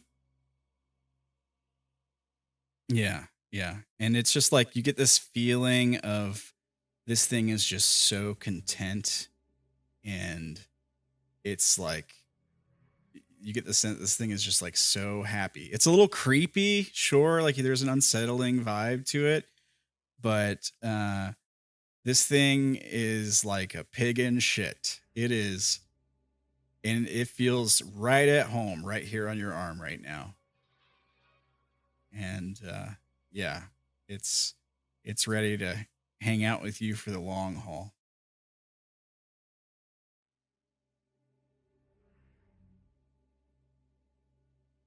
And it never answered what it was. No, it didn't. You ask it again. Yeah. What are you going to answer what you are?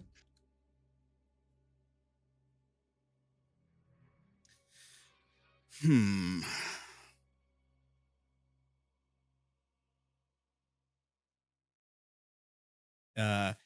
It says, I'm the one who heard your prayer.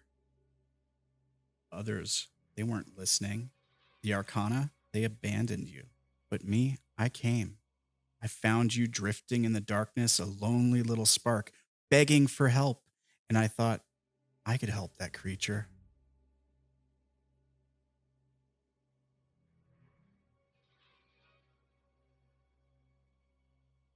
Oh. Hmm. Demon then? Something other? Demon? No, come on. Demon? Are you serious? I don't know. I don't. The religion is not my strong suit. Try to think of me as the breath between your regrets. I'm your shadow's shadow. You'll get used to it. I'll be like a memory your bones remember, even when your mind doesn't. I'll help you protect them.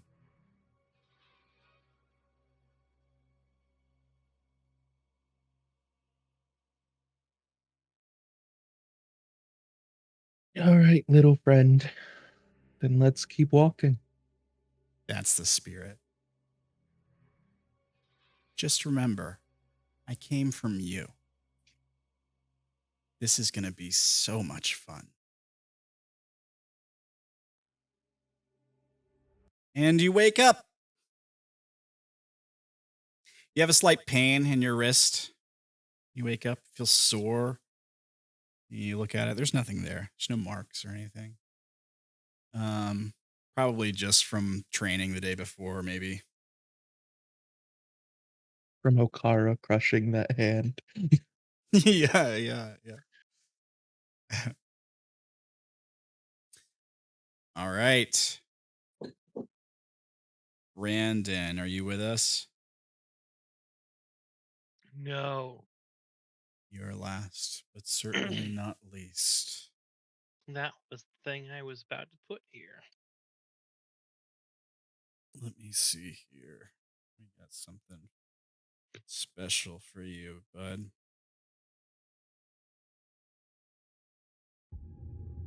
Is it a lamprey? It's not a lamprey.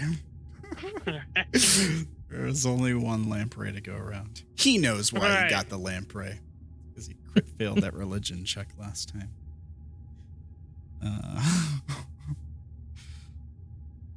All right, let's see. Echo. I'm just thinking back to the old Menergy ad. It's like, when God fails you, you find a new god. I'm like, oh god, all right.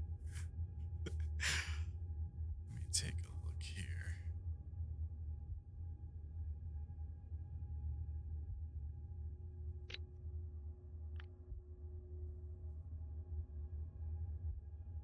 Where'd you go?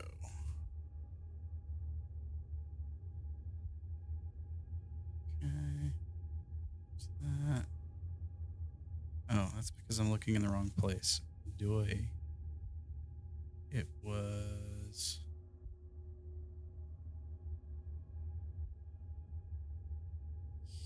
here? Oh, it was here, right? Yeah, here we go. All right.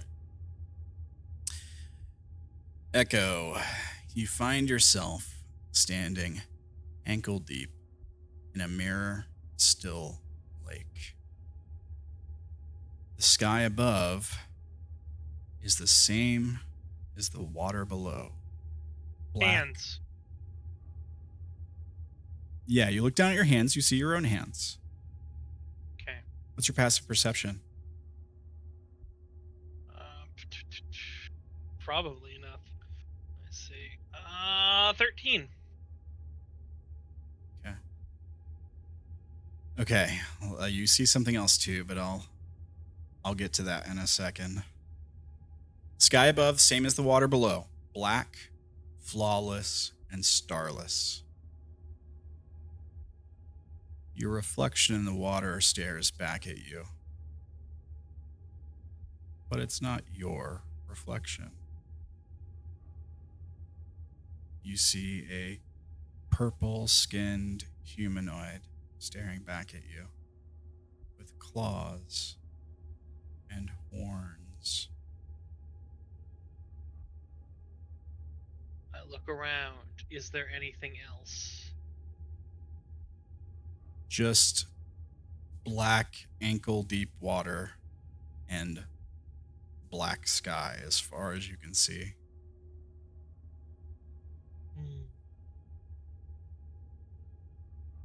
When you look back, your reflection is staring at you. It doesn't blink. It doesn't move. But then slowly, it smiles as you see it baring its fangs. The smile is unsettling. It does not belong to you.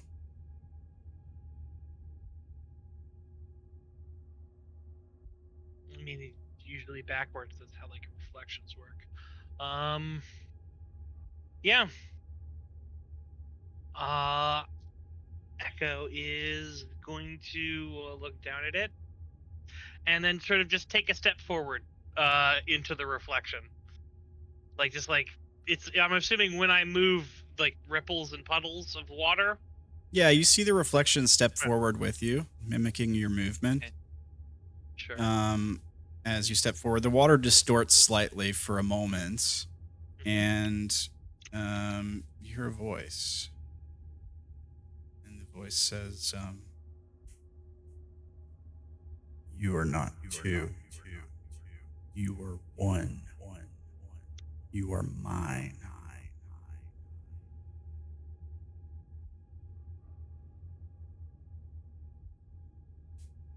The voice comes from behind you. You feel a presence suddenly close, invisible, but unmistakable. It doesn't speak with a mouth, but a thought pressed against your skull. Mhm.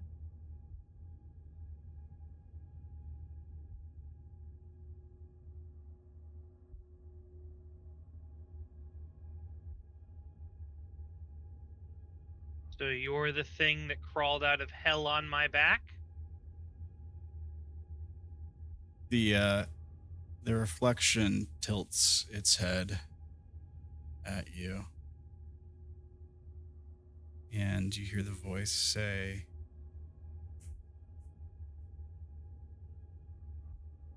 "Do you know why you forget?" Oh, I don't forget. I remember. I've been doing that more and more and more. And the more I remember, the less of you there is. The voice kind of grins like a smirk, or the reflection does. And the voice says,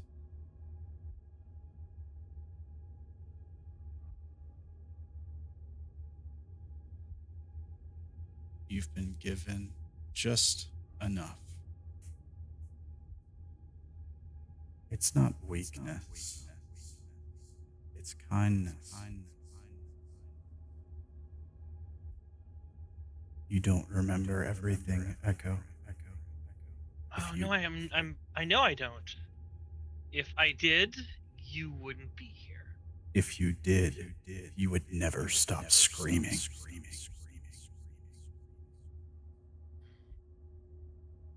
No, eventually my throat would give out. Literally physically impossible.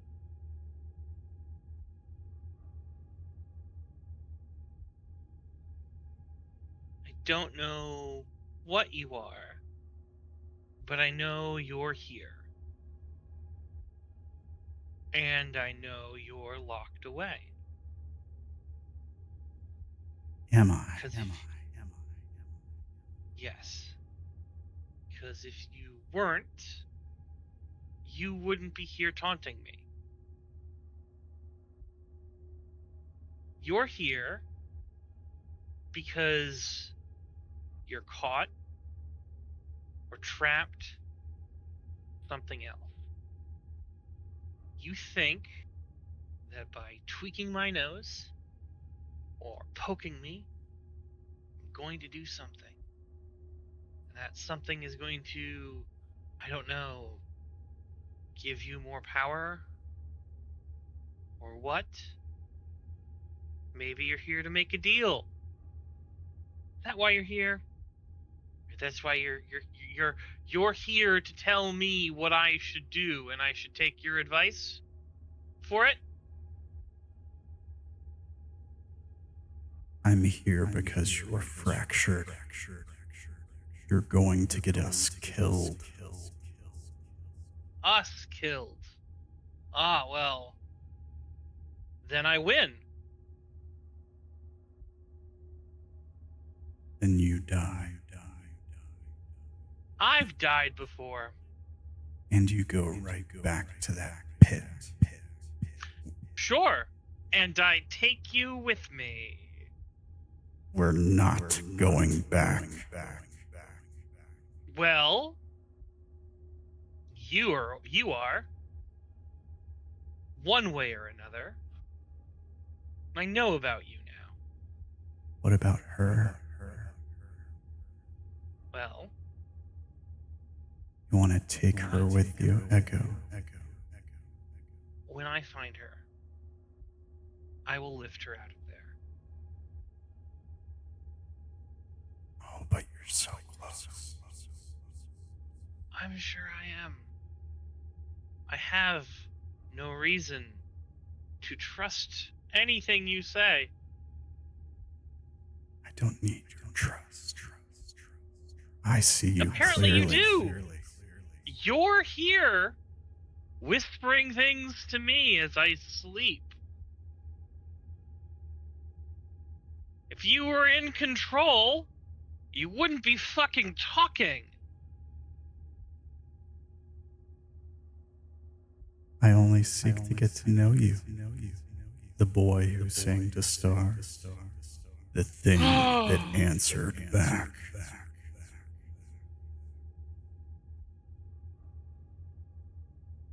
Yes. Of all the interesting people I have met, you are the least. You think me a parasite? I was know here you're a first. Oh my, yes, sure. You were here first, blah, blah, blah. You've existed before time and space and all these other blah, blah, blah, blah. I don't care. I literally do not care. I don't care how old you are. I don't care how powerful you say you are. You were trapped in a pit, and the only way you've gotten out so far is because you tagged on my back. You are a parasite. No, Echo. You tagged on mine. Yeah.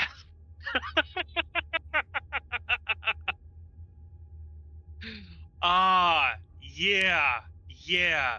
100%. I am the one who's here. I let Or you is this sleep, you? don't I? Was this your form? You had this body. This you? With the ears? What's up with that, by the way? It's pretty. I've liked that. That's nice. But like, if you're trying to say that I've stolen your body, well then, man, I guess that does suck to be you. I guess mine's out of commission? Let me check something.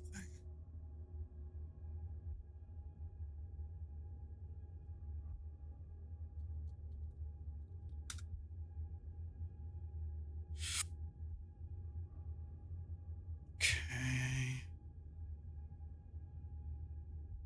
Make a wisdom saving throw. Sure. I'm gonna spend one of those things there and a wisdom saving throw. That's 20. You didn't. Yes, I did. I said I'm gonna spend one of the Okay. inspirations there, and I marked it down on my sheet. Okay.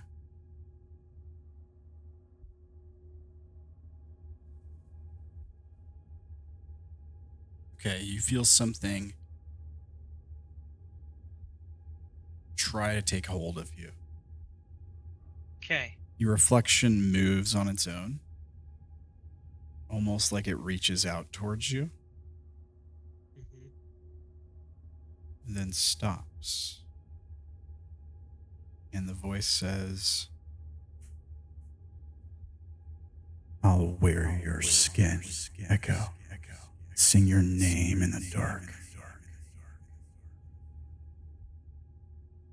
You're talking, which means you're losing. You're here to threaten me. I'm not scared. I'm not stopping. You've lost the only element that you had, the element of surprise. Because you've now basically told me that if I go down, I take you with me.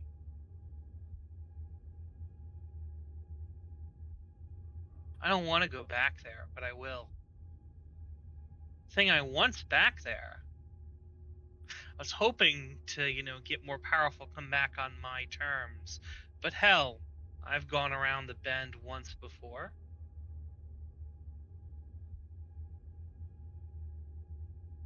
You're on my ride. I love you for that. I'm so touched. I am so touched. Because here's the other thing. I know you're not her.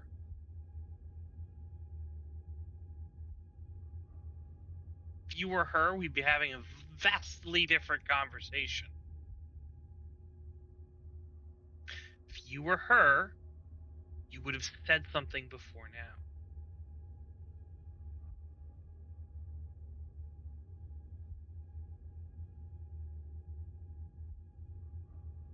I can find her faster than you can. You probably might be able to do that, but I'm still gonna find her. And since I'm the one in charge of the body, well then, I'll be there when we get there. And if you threaten her, I will stop you. Threaten her? I would never. Oh, shut up.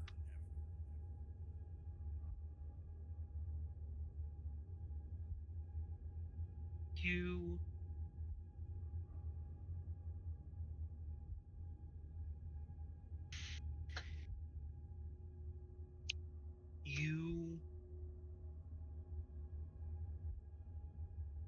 have nothing to offer. You don't know her. You never met her. I never met her. I don't know her. Yeah, right. Sure.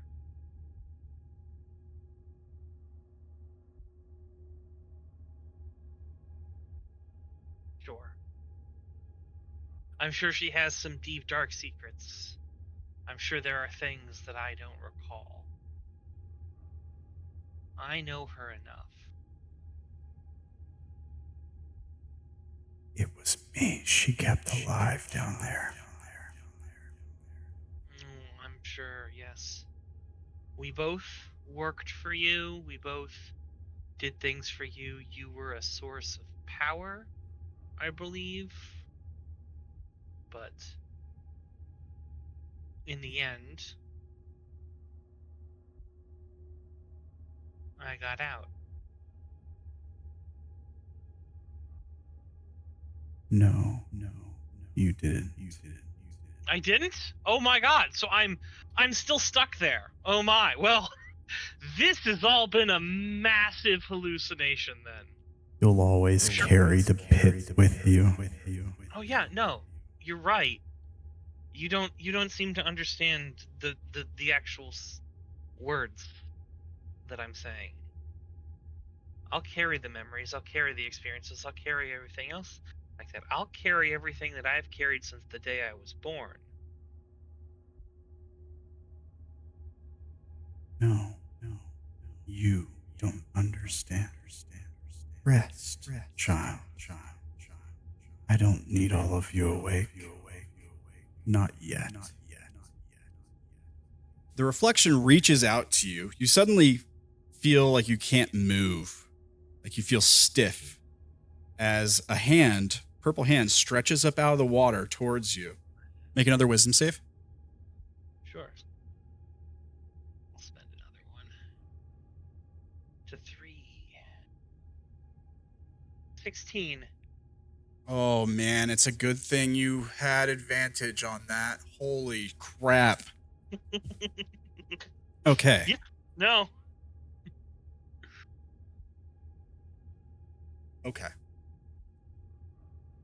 You feel like you can't move. You're starting to panic. You feel your whole body. It's all in my head. Yeah, you keep telling yourself that. It feels like a spell. It feels like maybe like a hold person spell or something. Like you feel paralyzed. Like you're straining your body to try to move it, but it won't move. You feel the sweat and moisture dripping down you, and you feel that presence trying to take hold of you. And for a moment, it wins, but only for a moment. You hear the voice one last time before you wake up. It says, "Don't worry, I'll keep the body warm." And you come to suddenly. When you come to, you are not waking up in your bed. You are waking up standing over someone else's. Nurnham's, to be exact. You have a blade drawn.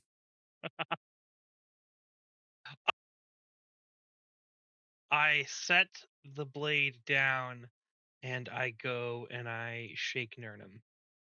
Yeah, you wake him up. All right. Hey, so you're the person who I wanted to see. Whatever thing was in there tried to take over me in the middle of the night. I think it wanted to hurt you. Just letting you know that. So, please be on guard. He kind of like grimaces in pain as he sits up. His back hurts from laying down. And he says, "Sorry, thing in where? What are you talking You know about?" how I said that I think something. There was that whole conversation where I thought I brought the flesh into heaven. Right. There is something in here. It's not the flesh. It's something I think older, maybe. It spoke a lot of nonsense, a lot of threats, a lot of trying to insist that it had existed before me, and all sorts of other things like that. The stereotypical I'm trying to get you to do what I want because I actually don't have any control or power here. What did it try to get you to do? I'll apparently stab you.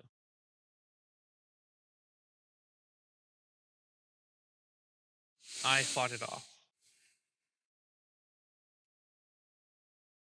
This time? Yeah. If you want me to go, I will go. I will take the horse. I will ride onto creation. I'll find people I need to, and that will be all.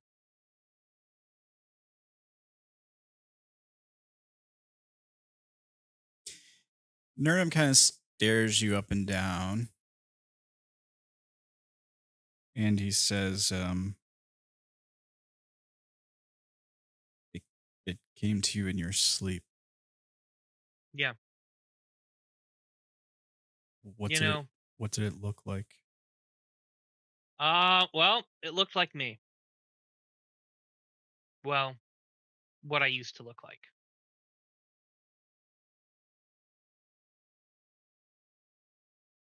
Okay. And do you think it wants me dead? Either that or it was trying to send me some sort of message by saying, "Oh, I can get you. I'm here." Blah blah blah. It gained control for a minute, and when I was able to sort of pull myself out, I was here with a knife.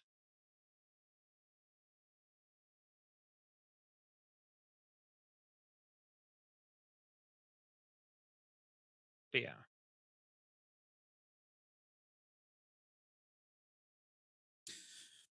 Well, you know how I usually handle threats. You can if you are trying to say that you're going to want to kill me or anything like that, yeah, sure. I mean, I don't want to die. I was gonna say, as I said, I'll take a thing. I'll be out of here. He shakes his head. No, and he says,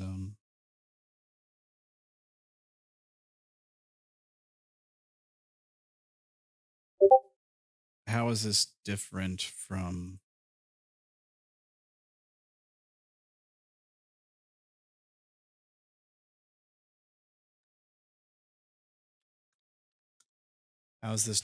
our friend who was corrupted by the flesh?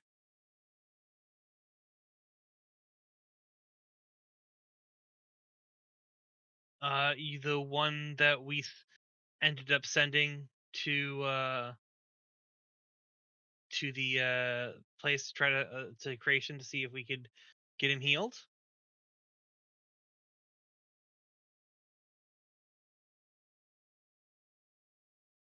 That one? Or someone else? That one. I mean, I didn't say it was. As I said, I can take a horse and I can be gone. Into creation, and someone will eventually find someone, do that things. Or, I don't know. It'll lose, I'll be taken over, or what have you. Should we take precaution? Have someone watch you while you sleep? I mean,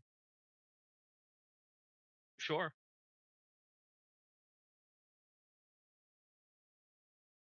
Shit, I don't think he rolled high enough. Um,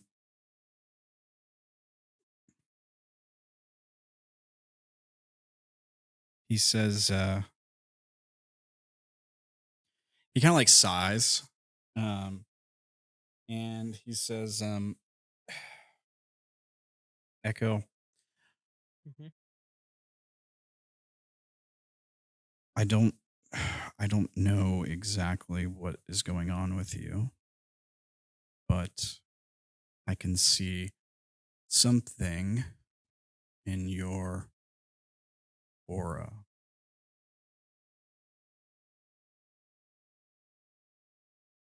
Whoever brought you back should have done a better job.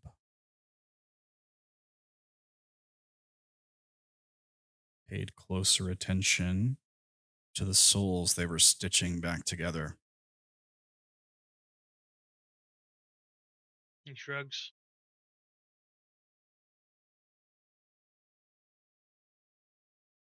He puts a hand on your shoulder Mhm. and he says, whatever it is that walks with you, it's not, at least as far as I can tell, it's not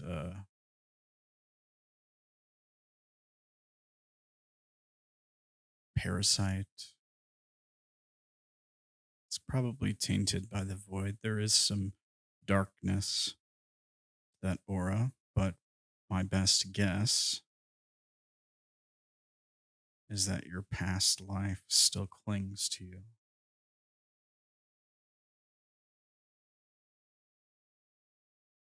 I mean, yeah. I am same old person I've always been, deep down. That hasn't changed. He takes his hand off your shoulder and kind of crosses his arms in front of him as he kind of like stares into your eyes. And he says, are you certain it came looking for a fight? I know. It seemed like it came looking to try to wheedle control or sow chaos or something else. It, in all honesty, I've seen the plays of people who want you to. I've seen bluffs before. It was bluffing. It was bluffing. It was trying to win the whole pot when all it had is a pair of towers. Did you piss it off?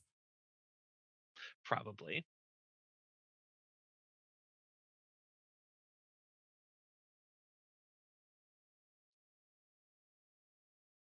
He kind of like slightly shakes his head side to side. He says, fine. Well, maybe you should, I don't know, make peace with it. As for now, Make peace with the thing that decided it was going to sit in here and say that it controls me and does all that. Yeah, that's not going to happen. I am my own person. I am not going to bow to whatever the fuck this thing thinks it is. This thing thinks it can burrow inside of my mind and try to control me. No, I will be my own person. Good. You should. Mm-hmm.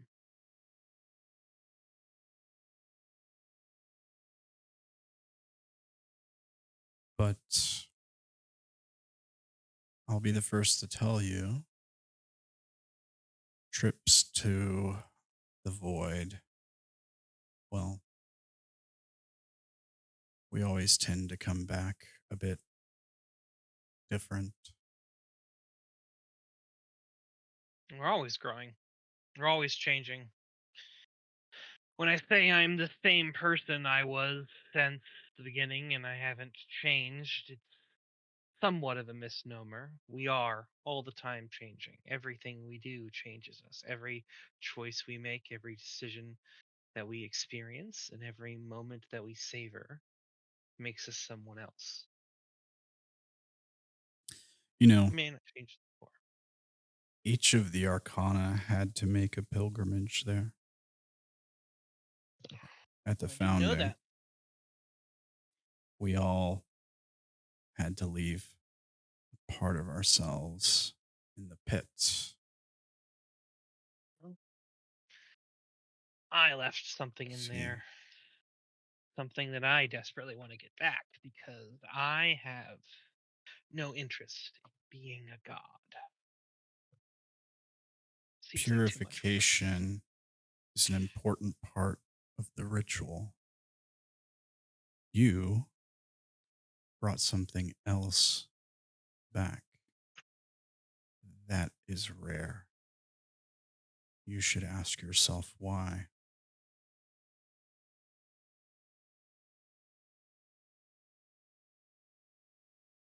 This isn't demonic possession. I would be able to tell. Holy water would burn you. So what is it?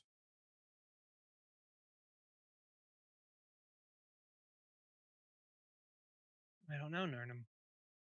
Only you can know, Echo. Or one of you.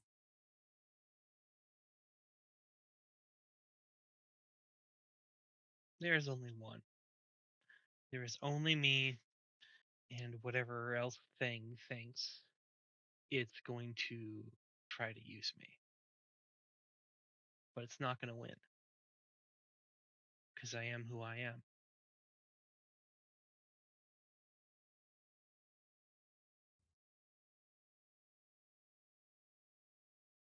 Very well. Don't be used. Good. You'd make a good servant for the tower. No, I'm happy to help, but I don't think any arcana exist in my future.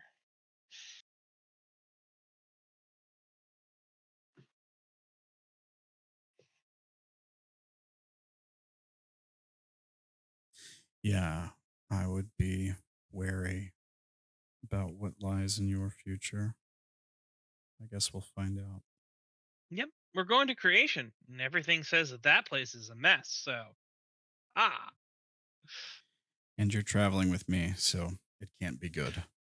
that I mean, I don't know. It's been very interesting. Like the world's upside down. You know, you're one of the best traveling companions I've ever had. Punch him in the shoulder a little bit. A few moments ago, you were going to kill me. Not me. He kind of smiles. It's weird seeing him smile. Like, Yeah. It's like it does not belong. Him and a smile do not go together. Oh, but Echo smiles so wider when he smiles. It's like I got him to smile. All right.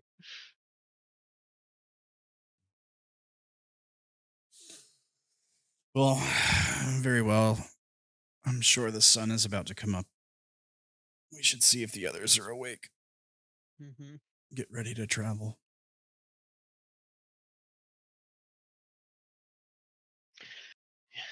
You wouldn't happen to like know of any like good, like hopefully not habit forming teas or something to help with sleep, because I have the damnedest time with it. Like, I'll sit there for hours on end, just like laying there, being unable to sleep, unable to do anything until I finally just black out.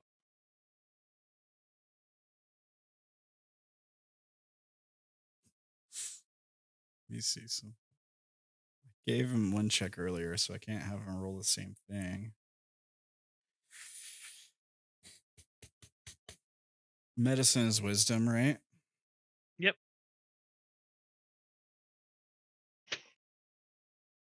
Good God. Bro. Double ones? He says, have you considered exercise? I mean, I thought you said it wasn't a demon.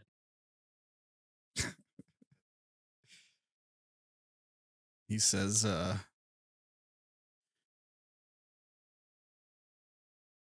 when I was a slave, I never had trouble going to sleep on dirt, stone, straw. It didn't matter.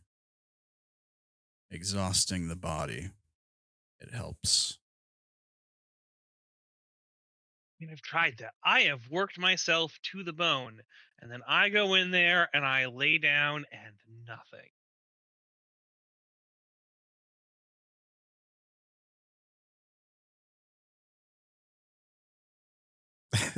We were all under 30 once. Yeah, he shrugs and he says, we all have our burden to carry, but it sounds Mi- like a self. Mine seems to be insomnia. Well, that's great.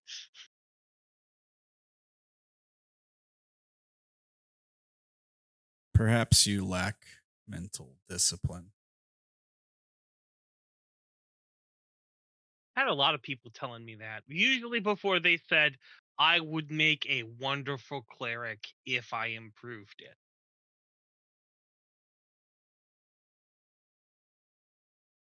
A cleric? Really? Yeah, and the star. They just wanted me to be one of their, little like good old, like followers tending there, singing the songs, all this stuff like that. Be like, Asher, if you applied yourself more and were a little more disciplined, you could get really high in the church. Asher, if you just put a little more effort into this, I am sure there'd be places of, stability and safety for you here.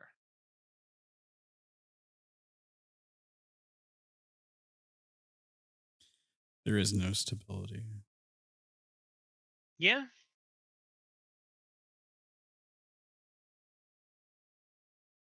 It's better this way. At least you're ready when it all comes crashing down.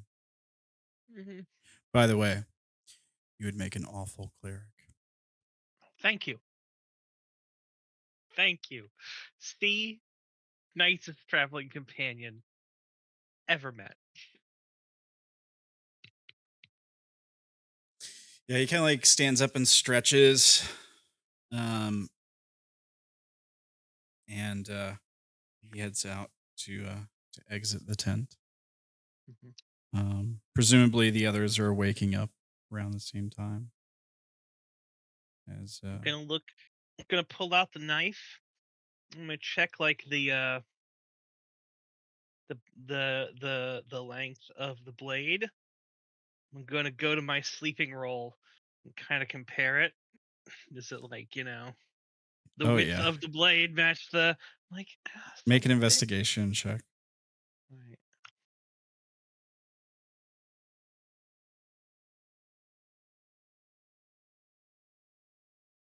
That's an 11. I think 11 is probably enough. It's not a hard comparison to make. You hold your blade up to the stab marks, and it's a perfect fit. Like you like slide it through a little bit, and it's like snug around the blade. Like it's like perfect. This asshole stabbed his way out of my goddamn sleeping roll. Motherfucker. Alright, well. We're gonna get you exercised or something as soon as we find a competent priest. Alright.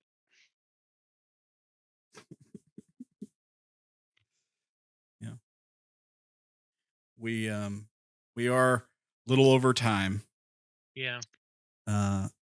So we probably fade out on that. I think you guys did great today. I was planning on getting a little bit further. I had a little bit more prepared. But the RP was just so good. I didn't want to stop you guys during your scenes with the dreams and stuff. I thought you guys just blew it out of the water with that stuff. So I didn't want to hurry past it or anything. Way to go, guys. Fantastic job today, folks. Guys, that's episode 10. That is episode 10. I should have done shout outs at the beginning, but I forgot. So I'll just do them now. I reckon. Let's see here. Guys, the Discord is free. It's public. You can join. You right there at home. You can join the Discord. You can ask lore questions. You can see art, custom art for the shows. We established lore isn't in here, so we can ask other people questions. Story lore questions. Yes. Here's the links if you're watching on Twitch. If you're watching on YouTube, all the links are in the description below. And of course, if you're watching this, you probably know where to find me. But just in case, here's my link tree for you guys. I really appreciate you guys watching today. I hope you enjoyed today's session. Let us know what you think about it in the comments below. And thank you guys for playing. As always, you guys did a fantastic job today. Let's go over experience. I had a combat plan today, but we did not get to it. So there is no combat XP for you today, unfortunately. However, you guys knocked it out of the park on RP. So I'm going to give you guys 4 for RP. Because you guys did a really good job. I can't, there's nothing I can think of that was like, that could have been better. There's nothing I can think of like that. So 10 out of 10 on the RP today, guys. Lore and quest. I actually feel like we got a good bit of lore today. In an odd way, we had some new stuff introduced too. Yeah, I mean, we made progress toward creation, which is good. So those of you who had goals for like getting to creation, I'm probably going to give you credit for that. I feel like the lore you couldn't have you took every moment that you were handed today and you tried to pull as much of the lore out of it as you could. I feel like, so I'm gonna give you a 4 for that. Lore quests. Rule of cool. I mean, I think all of your stuff today was cool. I mean, all of your individual dream scenes were cool. The pretty much everything you guys tried to handle today was done cool. I couldn't imagine it being cooler really at all. So I'm gonna give you guys a 4 for that.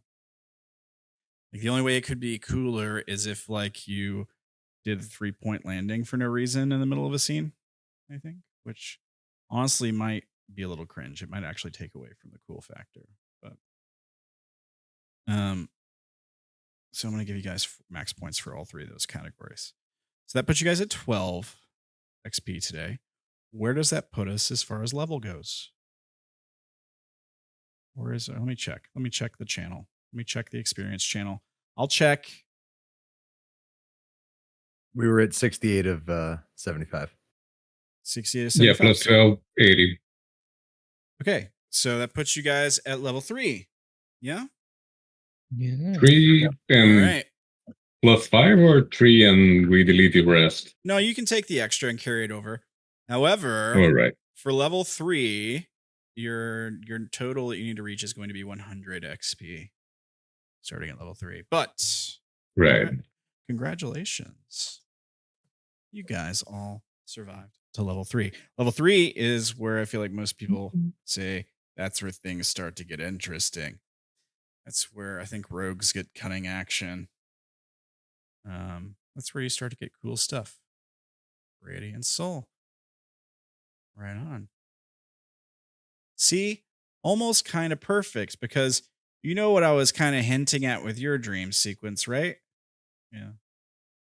I thought so. I have, yeah. It's kind of obvious. Okay. Yeah. So it makes sense that you got that ability today. It kind of fits actually. Cool. Everybody hits level 3. Congratulations, you guys. Hey, 1 second. We'll go over goals. I did make a note of all your goals for this session. Try to give opportunity to complete each of them. I think you guys did pretty well. Let me take a look. Let's see. Session 10. So we'll start with Dakin. Madainn's goals. Get to creation. We didn't get there, but we made progress. I'm going to count it as a singular success. You're basically there. Final leg will definitely be done beginning of next session, I feel like. Let me put it this way. I know for sure that at the beginning of next session, you will be able to see creation. You were close enough, you'll be close enough to see it. So I'm going to give you credit for it. Find the stars, celestial prism. You didn't find it yet, but you got some more info about it. You know the name of the person who was carrying it last. You know a bit about them. You know a thing to say to them to earn their trust, essentially. I'm gonna let me think about it. Let me look at your last one and come back to it. Figure out which arcana have been corrupted, who we can trust. Well, you figured out that one specific one wasn't corrupted, I think, at the very least. I'll give you credit for both of those. I'm going to give you credit for both of those. You get all 3.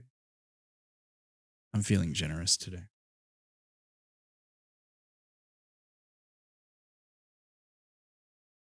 All right.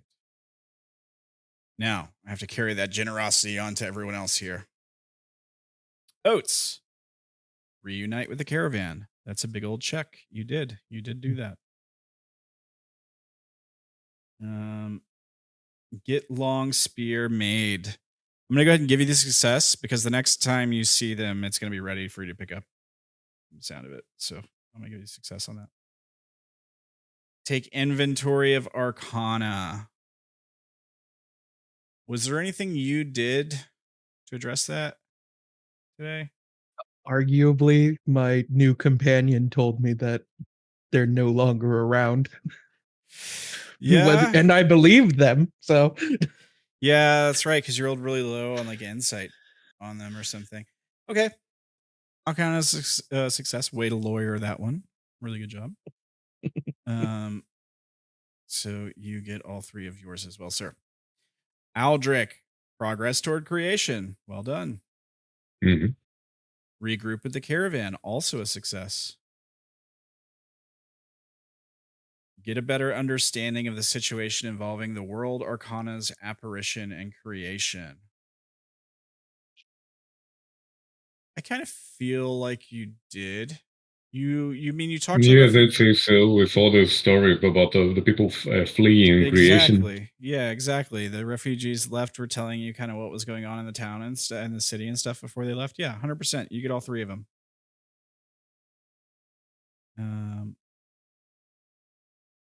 Good job, sir. last but not least, Echo. Get back to the caravan. Yes, sir. That's a check. Get more answers from the Star Arcana. I think you did succeed on this. It's just that you don't know it yet, kind of, in a way. Okay. So what Like- you're telling me is that lamprey is definitely the Star Arcana. You don't Just trying know. to feed me information. You don't know Alright. anything about the lamprey. No, your knowledge would come from your interaction with Madainn and Nira and your attempt at communicating with the star with Madainn. Like technically, you got an answer, which is that you can't just communicate with the star through Madainn on command. That is one answer you got. And also like Madainn definitely got some answers from the star today, I feel like. It's just that Madainn turns out can communicate with it directly in his dreams. And if I recall, he was asking it some questions. You were one to ask it too. Get to creation. So success on that one. I'm gonna give you success on that one. Get to creation. You made progress. I counted that for others, so you get a success on that one also. So you all get all 3 of your goals this session. Very good job. Very good job. Give them a round of applause, everybody. They all set good goals and accomplished them this week. Good job, you guys. Fantastic stuff. Very proud. Well, I hope you guys had fun this week. It was a much more heavy RP session than I anticipated, but it was cool. It was really cool. I think we'll have a fun time next week. And hopefully you had fun watching. Guys, you can tune in tomorrow for some Defiant Ironheart ambassadors at twitch.tv/RamblemanTV. And Brandon has other shows coming up this week. Don't you, Brandon?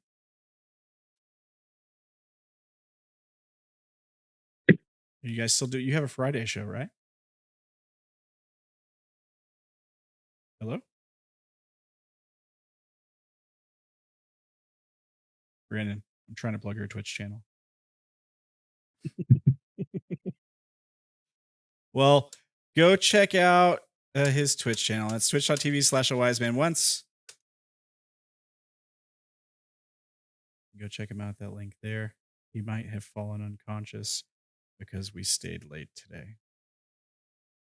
I promised him. I am still Oh, okay-ish. do you have any shows on your channel coming up this week? You got a Friday show, right?